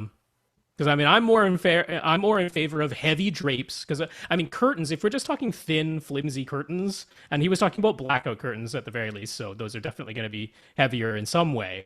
But I'm like, thick, heavy drapes do a little bit, and it's better than absolutely nothing in a super reflective room. But if it's not going to be thick, heavy drapes, then yeah, I mean, then there is no point. If it's not going to be thick, heavy drapes, there's no point. So you might as well go for the roller blinds. But yeah, something has to be put in here. It's got to be an echo chamber. Right. All right, Carl. Not as much as that echo chamber as that one dude who had the marble room. Remember him? Oh yes. He kept wanting to add subs. Poor guy. That guy. There's not a lot we could do with that. Carl, did we both say we thought Atmos wouldn't last? Question mark, exclamation point, number one. He remembers naysayers when Dolby Digital and DTS 5.1 first came out on Laserdisc, but of course those formats survives. He believes Atmos will too. He works in IT at a college, and he says many students there have taken keen interest in audio, including immersive setups, so he thinks there will be a growing market. Okay. So, I didn't say I don't think it will last. I've said the opposite. I said I genuinely believe Atmos is here to stay for no other reason than immersive audio in the form of object-based audio is clearly the future. It's clear that object-based audio is how things are going to be mixed. I mean, think about VR. Come on. You have to have things mixed in object-based audio in order for VR to even work. You can't have channel-based. That's ridiculous. Doesn't make any sense. What I was saying is that the mass market is never going to install 9 or 11 speakers. I can break it to you. 7.1 hasn't caught on. 5.1 hasn't caught on. That's the thing we said, which is true. The naysayers of Dolby Digital and DTS are essentially right in that the majority of people have not installed a 5.1 system in any room in their house, and they are definitely not going to magically install an 11 speaker system just because now it is Atmos. That's what we were saying, is that a huge percentage of the population, the vast majority of the population, will never do it. That the echo chamber that is AV Rant is interested in Atmos? Yes, absolutely. Yeah. Do I believe that the echo chamber that is the IT peoples at your college are interested in immersive audio? Absolutely. Yeah. I don't think that that's a good slice of the population. My parents still have me program their Harmony remote. Harmony. It's like the easiest thing in the world to program. Well, best of the worst, but yeah, no, I mean, as far we weren't saying Atmos is going to not last or it's going to go away. We're just saying it's not going to be popular in the sense of every house you go into is going to have an Atmos setup. Like, no, that's just never going to happen, because it's never going to happen with 5.1 either. Even if it's a sound bar. So that's what we were saying. That's the clarification. Yeah. Anyways, he asks, did Tom get a new theater space? Carl wasn't totally paying attention to our video feed on YouTube. It looked like Tom had a new theater. Is Atmos installed? No, I'm in the same theater. I got new seats. My parents upgraded their home theater seats. They had this recliner, this love seat dual recliner thing, which if you both recline at the same time, it falls over. So good. Lovely. It really needs to be bolted to the ground. So they had been living with that for some time, and they kind of hated it. So they upgraded their stuff, and this showed up at my house. So it's big and it's brown, it's plush, and I don't want to sit on it. So I'm using a different seat that I turn to the side and over here. And eventually behind me there will be a green screen. All I gotta do is iron the sheet, and then the frame is built out of PVC. I think he also might have been referring to the episode we did 2 episodes ago where you did use a little green screen thing. And had a very looking image behind you. Oh yeah, I just grabbed that from the internet. I probably shouldn't have done that. Anyways, I think I grabbed one of our listeners posted some pictures of their theater on their Facebook page, and as far as I'm concerned, that's fair use. So I grabbed a picture of that. I'm going to use that maybe as my background. I haven't really decided yet. You're just like faking what your theater looks like. Oh yeah, that was a good looking theater. No, this is not that. This is still my 11 by 17 by almost quite 8 foot with no Atmos. With no Atmos or ceiling speakers at all. We faked you out. We faked you out there, Carl. And I'm not going to install Atmos until somebody decides to give me a receiver, because I just bought that receiver like 2 years ago, a year or two ago, and it's not happening. My wife would literally kill me. If money was truly no object, do we have any ideas in mind for an ultimate fantasy theater? Carl's would be the largest IMAX theater in the world, combined with an orchestra pit, every type of projector installed, and Karsten Haller slides. Yeah. They're like spiral slides. Theater. What is that? They're like spiral slides. I don't know why it's a specific thing. I googled them and they look like spiral slides. They're slides, like you slide down. You get into them and slide down them like a slide on a playground, except much larger. Oh, okay. Going around the entire theater that patrons could use as an entrance. He'd charge people to come in, but he'd run it as a non-profit. Yeah, this is Very fantasy, all right. specific. Yep, he has it in mind, I guess. No. This isn't even winning the lottery. I mean, it's This Powerball, being, maybe. This is being Steve Jobs or something. This is winning that Pepsi promotion they had like 15 years ago where they said someone could win $1 billion. Oh, yeah. No one won $1 billion. No, it was never going to happen. Okay, if money were truly no object, we have an idea for Ultimate Fantasy Theater. I've never gone to that level. I've never even contemplated that. I guess it would be full immersion VR headset, VR tactile response things. Oh, for me, and you guys can all suck it. Build me a holodeck. I don't really care about the rest. If I literally have unlimited money, then build me a holodeck. That's all. You know what? That was my first thought too. I was like, holodeck, done. See you later. I'm out. Holodeck. Yeah, no, I've never gone to this level of fantasy. I mean, I've certainly contemplated. Really, really real. Let's be honest. Yeah. If holodecks were really, really why real, would you ever leave? Why? That would be the end of humanity as we know it. There would be no more. There would be no marriage. There would be no relationships. We would get our holodecks, and that would be it. Yeah, when you think about it, wouldn't you actually prefer to live in the Matrix? It seems like it's not even a question, dude. Plug me back in. I will take the steak over the gloop. Give me a break. The gloop would have sold me right there. I've been like, I am out. I am gonna backstab the crap out of you people as soon as I get back there. I'm calling me Agent Smith. I am on this thing. Gee, it's just the end of life as we know it. That will be the end of our civilization if we ever invent a holodeck. That will be it. We'll be like, I ain't talking to any of you people again. It would be 2 fingers up in the air, and they won't be your thumbs. And you just like walk in there, close the door. I'm gonna starve to death. That's how I'm going. I'm starving to death. No, the farthest I've ever thought in the fantasy realm is like I'd basically have a dubbing stage. That would be my theater. I'd have Christie digital laser projectors like what they use for the Dolby Cinema, or you know what, just build me a Dolby Cinema. That's what I want. I'd use like JBL Pro M2 monitors everywhere, and build me a Dolby Cinema otherwise, and that's good enough for me. I'm done. Phase Tech Dart system might be a decent solution in that. Nah, I'll go with Arcos. Arcos is pretty darn there. There you go. Pretty darn good from JBL there. All right, Steve convinced his wife to give up her yoga room so that he can have a media room while the living room is now hers. Now, did we talk about this? No, you didn't write this in here. Anyways, in his original email, the whole thing was that she wanted the yoga room, so she took this spare bedroom. But it was carpeted, and after a while, she was like, carpet sucks for yoga. And he's like, well, we've got hardwood in the living room, honey.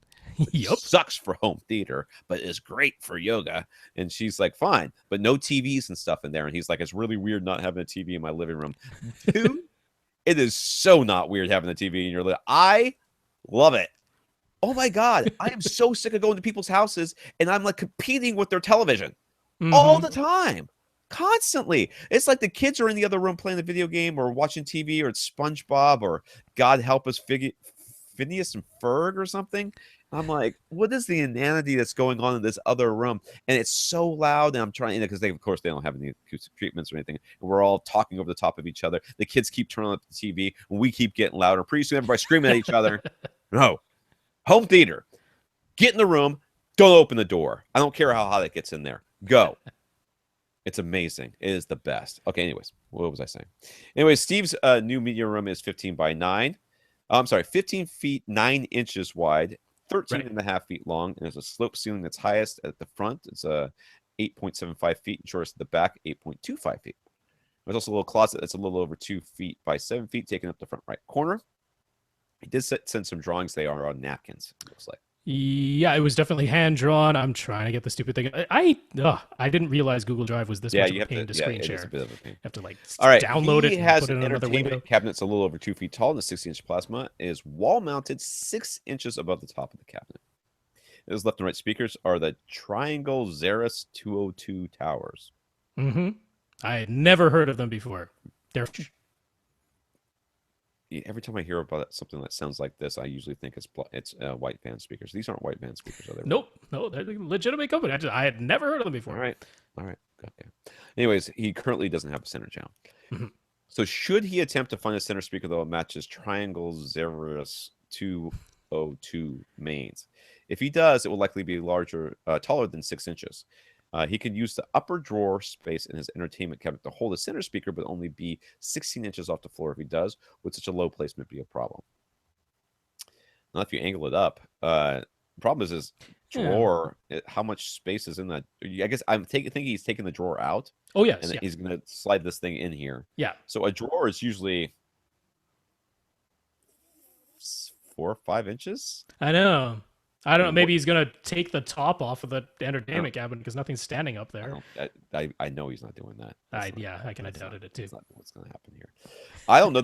Can you find a speaker? Can you tell us what the dimensions are? Because I don't know. The low placement is not what I'm worried about because you can always angle it up. If you can find a nice thin speaker to put underneath there, I guess. But if it's nice and thin enough to get there, it's going to fit in 6 inches. Unless this is a really big, like one of those big drawers, like 8-10-inch drawers. Yeah. But I guess it could be. It could be. Some of the entertainment centers have that type of thing. But don't drawers usually, I don't know. It depends on, have you taken the drawer out and making sure there's a shelf underneath it to put this thing on? Yeah, there's a very good chance there's nothing there. It's just a frame and there's the other drawers right below it. I mean, that could be the case. Yeah. Why don't you move your TV up? Well, he says if he has to, he will. So. Okay. All right. Yeah. The low placement doesn't bother me. You place speakers on the ground. My center channel stand is not. It might be 16 inches tall. I don't know. But I've got my speaker angled up, so I don't care. Yeah, you just have to angle it at your face. Yeah, he's considering getting KEF T-series speakers. He could wall mount these. And there's just enough space to put the center below the TV and above this entertainment cabinet. Should he do this and replace his Triangle Xeris 202 mains with KEF T-series on walls at the same time? I am quite against putting a wall-mounted super thin, because those T-series speakers are exceedingly skinny from front to back. I'm quite against putting that in between your TV and this entertainment center, because the entertainment center obviously has some depth to it. I'm imagining at least 18 inches depth from front to back. You've essentially just created this large reflective lower baffle below your center speaker if you do it this way. I would want above the TV. Yeah, that would be quite high, but you could. Yeah, he could do it above the TV, and if he's wall mounting it, he could angle it down. Yep. Could put it above. There is that. It would look weird. How many people sit in this place? Because you could just go with Phantom Center. Do you have to have a center? I mean, how are you feeling about the center right now? I mean, are you feeling like you're missing out on something? Because if you're not, then and you just want to buy new speakers, which is fine. Buy new speakers, but don't get these wall mounted. I don't know if I would get wall mounted ones. Why get wall mounted when you don't have to? Get wall mounted when you have to. No, I think it was like thinking aesthetics and space limitations and stuff. The whole point of having a home theater that you can close the door to and not let people into is that you don't have to give a crap about aesthetics. Did you see the last guy's pictures? He had wires all over the wall. I appreciate that. That's how I do my wire management too. On the floor. In a big rat's nest. That's what I do. And when I need to pull one out, yes, it is a pain. All right. I don't know. For surrounds, he has the Energy Take Classics satellites or EMP Tech E3B mini bookshelf speakers. Which one should he use? Well, I mean, all four I would. Yeah, that's true. You could do. Well, he doesn't. He really doesn't have space for a 7. There's no space behind his seat at all. No, I mean the E3Bs from EMP Tech, they are the more expensive, higher quality component speakers. As much as I like the Energy Take Classics, they are very inexpensive little speakers. So I'd probably lean towards the EMPs in that case. And you can mount the other ones to the ceiling someplace. Height speakers. Height speakers. That's what you should do. You can do that. Yeah, I don't know about this center channel thingy. I'm not liking any of these options, to be honest. I know. That's the tricky part of it. Move your TV up and get a proper center channel. Yeah. And put it on top of that thing. That is the solution. Everything else is a punt, basically. Yeah, because I definitely don't want a center that's wall mounted and pushed way back and having the entire upper shelf of the entertainment cabinet proud of the center speaker. Yeah, 100% against that. I don't know that you're going to be able to find a good center channel is going to fit. I mean, I have no idea what these triangle speakers sound like. I have zero clue. So I can't venture a guess as to what to go Yeah. with it. EMP Tech usually, or RBH or something like that, is usually a good match because they're kind of neutral. They're just neutral, But yeah. if yours aren't anywhere near neutral, you can go, oh, these don't say, this sounds weird together. Exactly. And we'll say it's because your speakers suck, and you'll be mad at us. And yeah, so I couldn't even venture a guess what these speakers sound like. So yeah, I'm afraid I can't help you with a recommendation on what I would buy for a center, but I'm in agreement. I think the best solution here is if you get a center speaker, put it on top of the entertainment cabinet, and unfortunately, all the way at the front. all the way at the front, yeah, as far so forward that the baffle hangs over the front of that entertainment cabinet. But then move. I know it's a pain to move a wall-mounted plasma, but that is the way a couple of bolts. Ashley over on Facebook bought a Mac Mini is using both OS X and Windows 10 via Boot Camp. He's installed a trial version of an app called Remote Buddy. It allows him to use his Bluetooth PS3 remote to control media apps on his Mac Mini, such as Plex. Okay. Is there any way to do this without an app or for free? Oh, I guess he's got the trial version. Is that why? Yeah, he's got the trial, yeah. He also has an IR remote if there's no free option for the Bluetooth remote.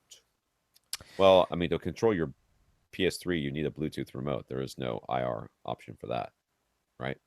No, but he's saying for the Mac Mini because he wants to. What he wants to do is control his Mac Mini with a regular handheld remote, and he's saying, is there a way to control his Mac Mini with a regular handheld remote for free, basically? Don't Mac Minis have IR inputs? They don't? Not anymore. The old ones did. The new ones don't. That's why I didn't understand this question. I was very confused. Yeah. So is there not some sort of USB IR jobby he can plug in there? There are. It'll cost some money, though.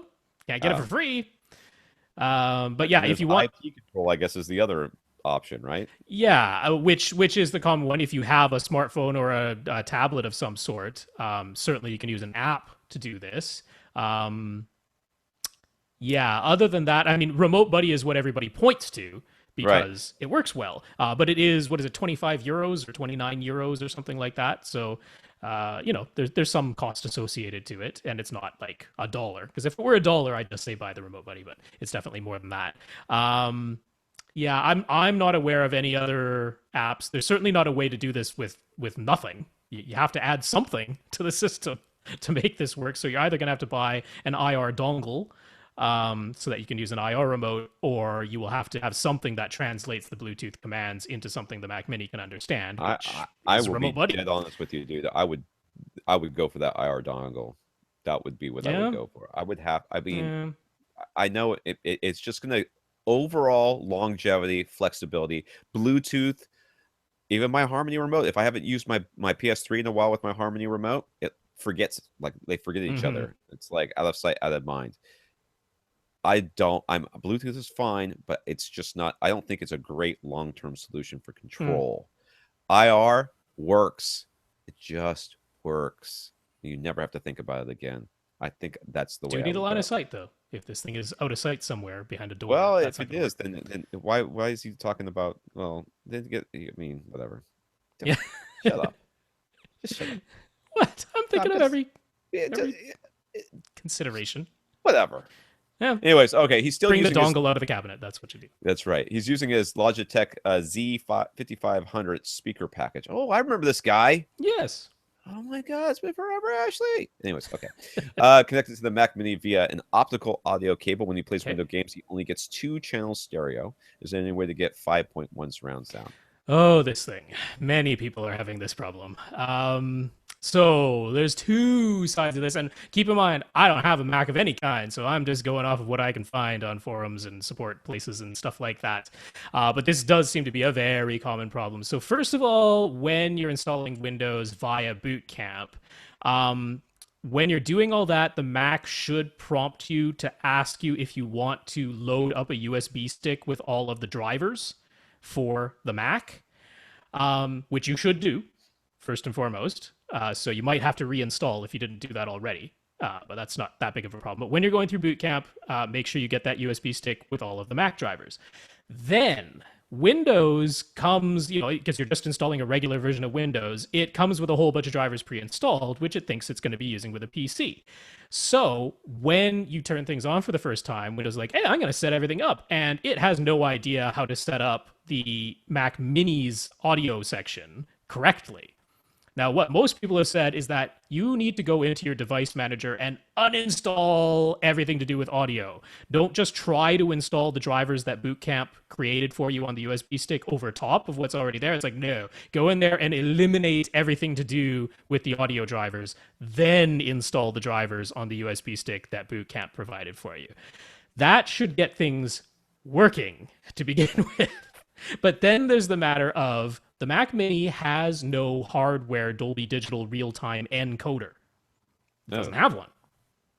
So what most people are finding is that a lot of Windows games, the surround sound that's in there it begins its life as PCM audio. It's just separate channels of PCM audio, often object-based because it's, dynamic based on which way your character is facing.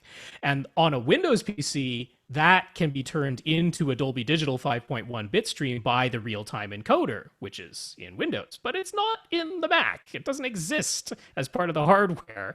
So to do this, what you need is an external USB sound card. That's where this all leads to. Okay. So unfortunately, it sucks. Ashley's going to be spending some money. I know, and he doesn't want to, which I understand. I know he doesn't want to. He's using Logitech speakers for speakers. Of course he doesn't want to spend any money. Yeah. So what a lot of people do is they just use Pro Logic because the Z55s 5500s do have Pro Logic, so at least it gives you pseudo surround sound. But I understand wanting to have discrete. He's gaming with this thing, dude. He needs it. He needs the audio to be so he knows where the bullets are coming from, not in the general vicinity of where bullets might be coming from. On the Mac Mini, the optical cable he's talking about, it's actually an optical to 3.5 millimeter adapter that goes into the headphone jack. So that is a 2-channel thing. Yeah, you're not going to get surround sound out of a 2-channel thing. Well, it's amazingly you actually can. Like if you're just playing a DVD, it can actually send out Dolby Digital through that thing. But it can't do it unless the source itself is originally a bit stream. It can. Oh, so it can send out the data. It can pass through the bit stream, but it has no Dolby Digital encoder, so it can't do it for games. Sucky. Yeah. Sorry, dude. I know. Lastly, Ashley wound up buying 2 different Blu-ray versions of the movie Dead Man Down. I've heard of that. I don't remember it. What's Dead Man Down? Oh, I don't remember it. I'll have to look it up. Look it up. The first, I'd look it up across my computer. The first was purchased in South Africa. It has no extras or special features, so he bought the UK version, which does have special features. I never would have done that. Anyways, he knows that the UK version is 2.35 to 1 aspect ratio, while the South African release is in 16:9 and says enhanced for full frame. Why would there be 2 different aspect ratio releases, and which one is correct? Well, I'll tell you one thing. They didn't take 16:9 and stretch it into 2.35 to 1. Yeah. That is not what they did. What they did is they cut off 2.35 to 1 to fit into a 16:9. Why? Yep. Because apparently in South Africa, they don't think people will ever want to see it in its original There are the people who complain about there being black bars on their quote-unquote widescreen TV. So it's essentially like how things used to be with our old 4:3 standard televisions, where some DVDs, you remember, were non-anamorphic, and they just showed up as a square, or they were pan and scan. Right? I don't know if you've ever seen the original like VHS of Halloween, but the opening scene has got the girls all walking together, and they're walking down the street, but they wanted to keep everybody in there, but it was originally 16:9 or 2.3. So and they just crunched it into 4:3, and everybody's super tall. Oh, so they didn't even pan and scan it. No pan and scan. They just crunched it together. I remember thinking, it is so. Why does this look like? I mean, I was a kid. And I'm like, why does this look like so weird? And then afterwards, then it went to pan scan, or they just centered it, or whatever they did to it. It was bizarre. So yes, all they've done is they decided that people didn't want to have the black bars on the top and the bottoms, so they cut off the sides. And maybe they're doing pan and scan. Chances are they're not even doing that. They just cut them off. Yeah, they probably just cropped it. So Colin Farrell and Noomi Rapace and Terrence Howard and some kind of gangland crime empire thing. I have no recollection of this movie. I remember the title. I watched In Bruges one night when Oh I yeah, was yeah. sick, and then I went down the rabbit hole of Netflix Colin Farrell movies, Mm-hmm. and I ended up watching like 3 in a row. I think this might be one of them. All right, Maybe. Louis, I don't know. Anyways, Louis, I did not listen to this, so I feel like I should skip it. Oh, Do I have to listen to this? well, you've heard this type of thing before. I'll describe it to you when we get to it. Okay. I didn't think we were going to get this far, to be honest with you. And I was struggling with my computer.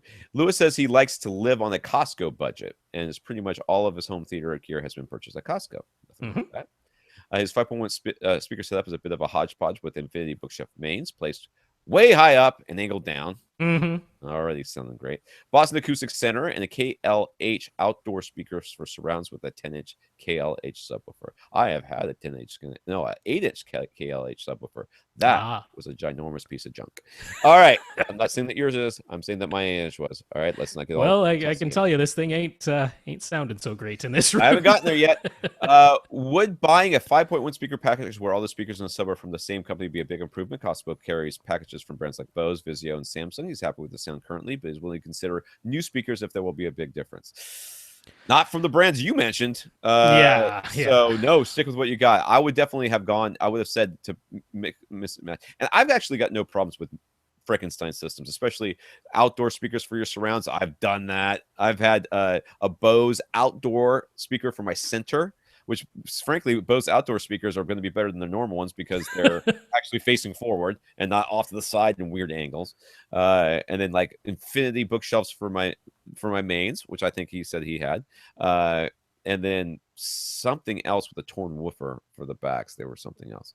But yeah, I've got no problems with this. The placement is more of an issue. I think just fixing your placement would be a bigger improvement than getting a Bose package. Oh, definitely don't get a Bose package. Or some sort of satellite package from Vizio or Samsung, which is just going to be cheapest components and the cheapest boxes.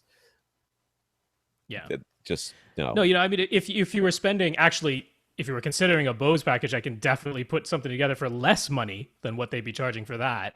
So if you're saying, hey, you wanted to get a 5.1 package from the, the Pioneer Andrew Jones speakers or something like that, then I'd be going, yeah, maybe you could be improving over what you have right now. So that's a consideration, but I don't believe they sell those at Costco. But there's no reason why you have to buy things at Costco. You can buy them from Amazon or if from it's Best Buy. Costco prices, can you buy it from a different place other than Costco? Because I mean, they have the Andrew Jones speakers at Best Buy, and I'm assuming if you have Costco's around, you probably have Best Buys around. I don't think that. I don't think he has to buy things from Costco. I think he just wants something really, really cheap. And we've talked about really cheap options all the time. So maybe give us a budget, dude.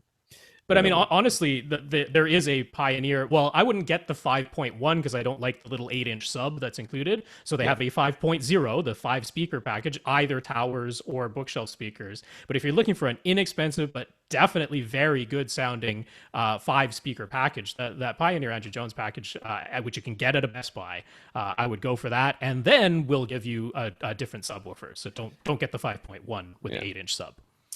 He says during heavy, low bass passages like the beginning of the movie Lucy, which I still haven't seen, I really want to, or the title sequence of Daredevil on Netflix, he can hear an obvious rattle coming from his KLH subwoofer. His theater area is open to the kitchen. Dude, this whole paragraph you did not need to tell us. His theater area is open to the kitchen, dining room, hallway, so he knows he isn't pressurizing the space. Ha! Yeah, we know. 10-inch subwoofer from KLH isn't pressurizing a closet. But okay, is this rattle strictly due to the subwoofer not being able to play this loud and low, or is it actually damaged in some way? I.e., could it sound a lot better if it weren't broken? There could very well be something literally rattling in there, which is probably what's going on. There could be a screw that's fallen out. That's happened before. It could be the port. I'm sure it has a port. The port is not glued because I'm sure it's just glued in there correctly, and it's rattling. I got a KLH. It wasn't sounding right. I sent it back. I got one that sounded right, and I was not pleased with it. And I was in a very, very small room, and it was obvious that little subwoofer wasn't going to do anything. it's a fine little subwoofer, and you can talk to Jonathan, who he got like a little 8-inch woofer with a folded horn inside of it from AV123. It's a Oh rocket yeah, sub yeah, a back million then, yeah. years ago, and it was a fine little X sub for sub. the X sub, fine little sub for a little room. But if you push it too hard, it would fart. I mean, it Yeah. would make this farting noise out of its port because it just could not keep up. Clearly, you're not going to pressurize the space with this little subwoofer. You know that. The rattle is certainly indicative that something is wrong.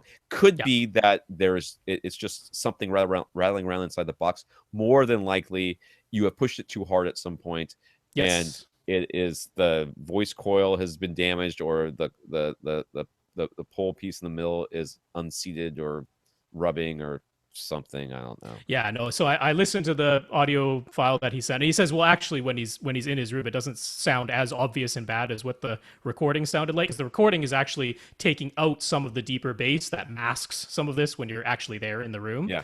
But no, I mean, I've heard this type of thing before. This does sound like a damaged speaker. It sounds like a woofer that has at some point just overexerted itself, and now it's just pop, pop, pop, pop, pop, pop, pop, pop. Right? Oh gosh. Is that what it sounds like? Oh yeah. Yeah, a little bit. Yeah. So I mean, the bass notes go off, and you're hearing. So yeah, this thing is damaged. It can definitely sound better than the way it's sounding, but all of that is kind of moot because this isn't the subwoofer for your setup. This isn't the subwoofer for this room, for this amount of space that you have. So he's considering buying an SVS PB1000, which at $500 would be the most you've ever spent on a subwoofer. I'm guessing it's the most you ever spent on any single piece of non-video equipment ever. Which again, there's nothing wrong with that. Yeah, nothing wrong with that. We've all been in this situation. I mean, I remember my first big speaker package purchase. I was like, cannot believe I just dropped $2,000 or whatever it was on Axiom speakers. I can't believe it. And you know, it was ended up being worth it, but boy, it was scary when I did it. The PB1000, his theater area is open to the kitchen, living room, dining room, hallway. So really, he's in a great room, is what he is. So the PB1000 probably isn't going to be enough to pressurize it. No, but at the very least, it will give him bass. Yes, and you can literally turn it up as loud as it will go, and it will never damage itself the way the little KLH has. Yeah. So I don't have a big problem with using. I mean, if you had a lot more money, right? Yeah, you should. I'm going to highly recommend that you build yourself a cardboard box the shape of the PB1000. It is bigger than you think it is. Yep. Yeah, it's pretty big. Build yourself a cardboard box and put it in your room of the dimensions of the PB1000 and look at it. Do not just take a tape measure. It will not give you the same sense. Build that box. It takes you 10 minutes, and it will stop you from whatever fights you're going to end up having with your wife. But I can promise you this: if you were to get the PB1000 versus having the KLH sub repaired, you will notice a difference. You will notice you will know where your $500 went. There will be no question whatsoever in your mind that you bought something far more capable than what you had before. Yes. So I have very little worries about it.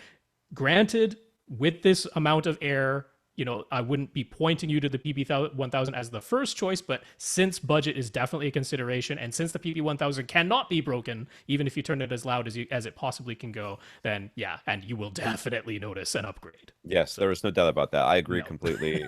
Usually, and you haven't given us a volume, but I'm guessing that you would be in the PB2000 to Ultra range, depending on yeah. I mean, it depends on how much room you've got. But considering where you're obviously coming from, any other subwoofer from any other company that you're gonna the budget that's under $500, be under $500 is going to not perform nearly as well as SVS, and B, risk breaking the way your KLH has. That's right. But at least with the SVS, it ain't gonna break. That's right. It might not get loud enough to hit you in the chest with every bass drum, kick drum that hits you, but you will hear the difference from the KLH. Yeah, zero question. All right, that's it. That's it. That's all of them. And I'm trying desperately to scroll to the top of this page. Rolling. It's going to take a few minutes. Should have started a while ago.